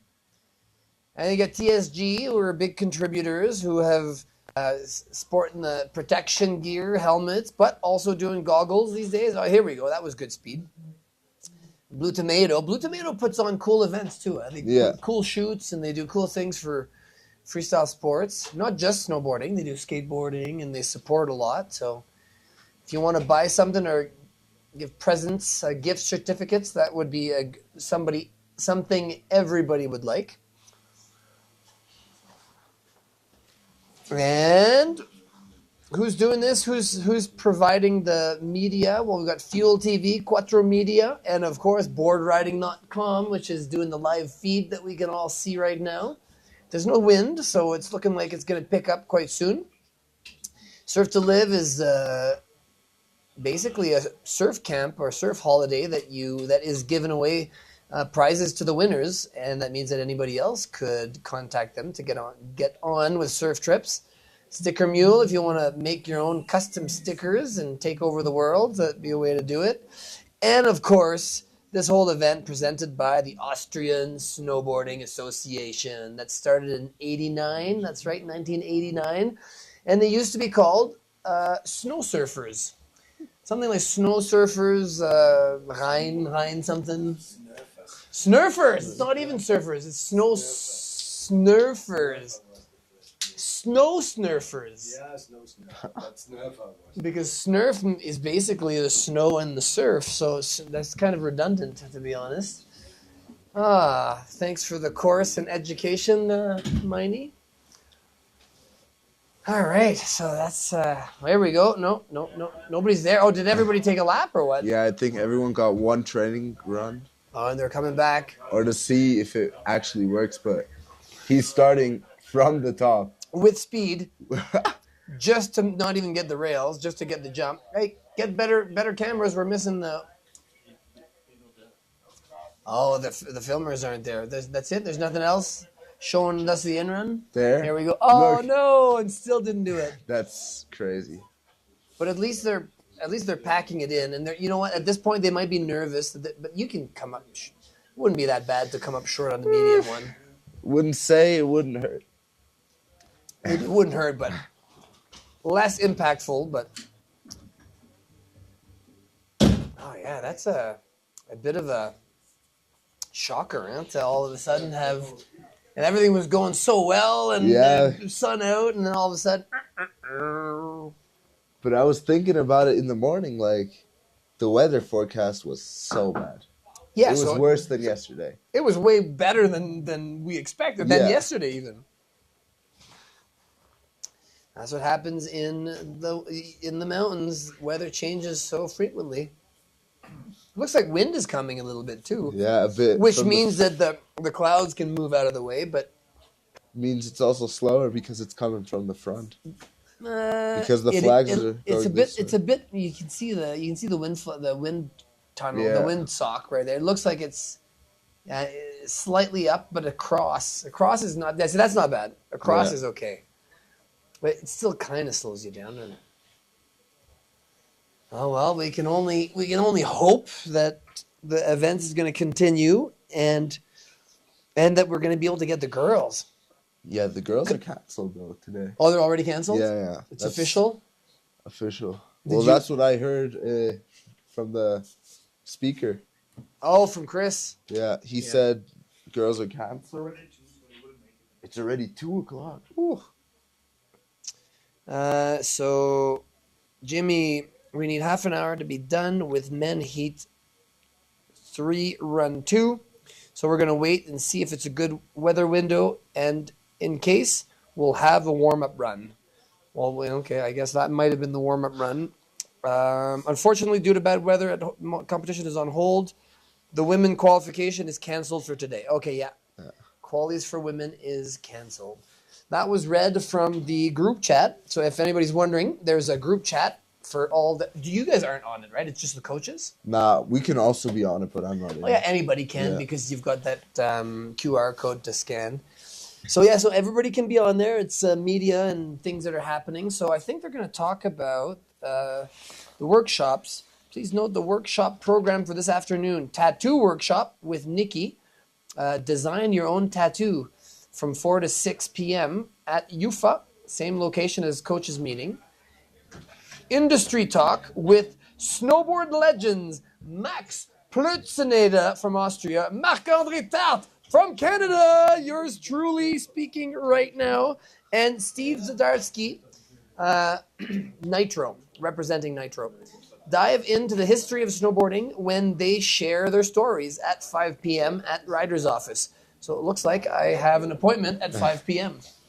It looks like Brody dropped again. Really? I think so.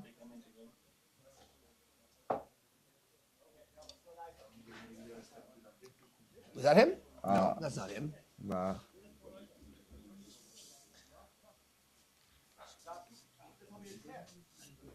Oh. Yeah, but let's see if they'll pull through.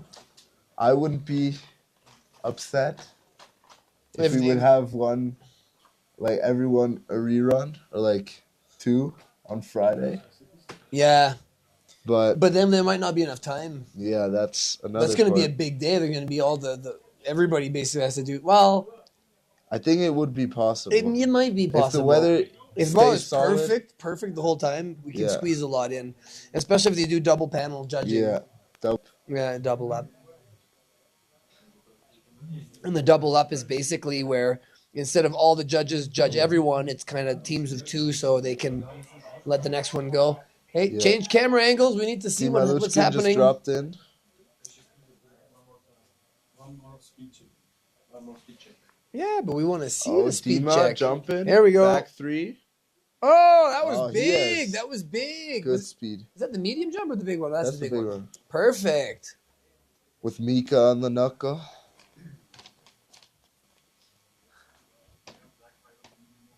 All right. Well, that's not bad. Is anybody else dropping? Or can we see you at the beginning? No, not really. Someone just dropped. I think Damien in a white jacket. Nah. Huh? Oh yeah. Oh. That was okay. Sick. Be nice if there was more speed, but sometimes they were going that fast. Yeah, Yeah. that was It looks acceptable. solid. It looks rideable. Yeah. Hey, surf to live. There it is. That's what I was talking about. Snow surfer. No, snow snurfer. It's a funny name. So how is the are you what are your dreams then? Aspiring to professional snowboarding or how? Be nice, Yeah. huh? That'd be cool. Definitely. Obviously. That would be very, very sick. Yeah. So that's like my goal. To just get good. X Games. Well, you're already good, but yeah, you need to Yeah, step it up. I mean, just these days, it's crazy. I mean, it's not so. I mean, we had a kid that was 12 doing a 12. Yeah. I mean, considering I did the first 12 at 20 something that anybody had ever seen, and then all of a sudden, in the qualifiers of an event, he's doing it at 12. It's really showing that the whole level has been stepped up and people have been riding for a lot longer because I only started snowboarding when I was 14 after I was even 12. So yeah, you guys have a lot on your plates to sort of live off of this sport. Yeah, definitely. And what's your plan? How are you going to do it?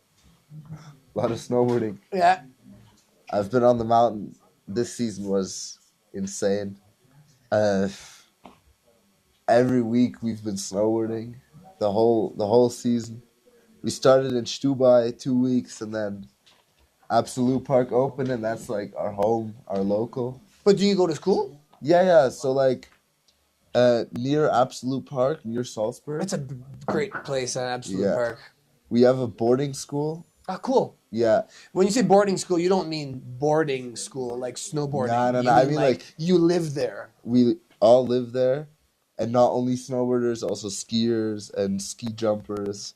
Well, it's a sports school. Yeah, it's a sports school. Yeah, winter sports school. And this summer we In even Austria? got on the border to Austria, so still in Germany. Okay. And this summer we even got our own airbag. Ooh. Like Banger Park. It's good. What do you mean your own airbag though? Yeah, so like in the boarding school we have like an airbag now. Oh, in the area? Yeah, or? like we have like a big like area with the school, the boarding school where we So sleep. it's private. Yeah, and then we have airbag. We also have like a skate ramp, like a mini ramp. Hey, sick. Trampoline. Yeah, we have Best school everything ever. there. Yeah. And so do you like, I went to normal school, and normal school back in the day was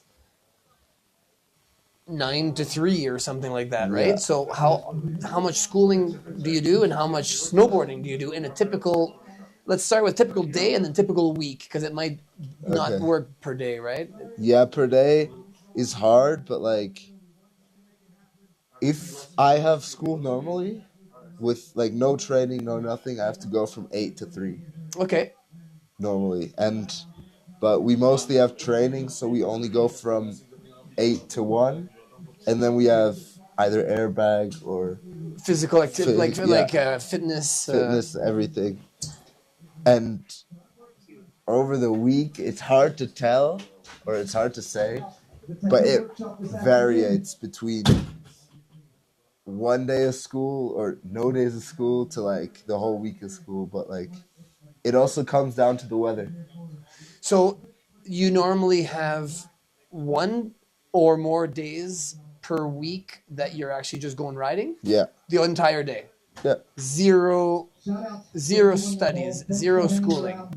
Yeah, zero schooling. So we leave at 8 to go snowboard to mostly Absolute Park. Takes an hour and 30 minutes to get there. So we're up at 10, and we snowboard the whole day. Go home. What time you home at 4? Yeah. So until 2:30 kind of. Yeah, 2:30, 3. Yeah. That's perfect. Yeah, it's the best. Okay, well, so we just heard. You heard it here, folks, ladies and gentlemen. There is not going to be a continuation today. It's just too slow. So it looks like we're gonna have to tune. Yeah, it's a snow delay. So I don't think we're gonna keep going because it's already 2:00. That's what we've just been told. So I hope we're wrong, but that's what we've just told. So stay tuned. See you tomorrow. Yes. Thank you. For sure. Yeah. Nice chat.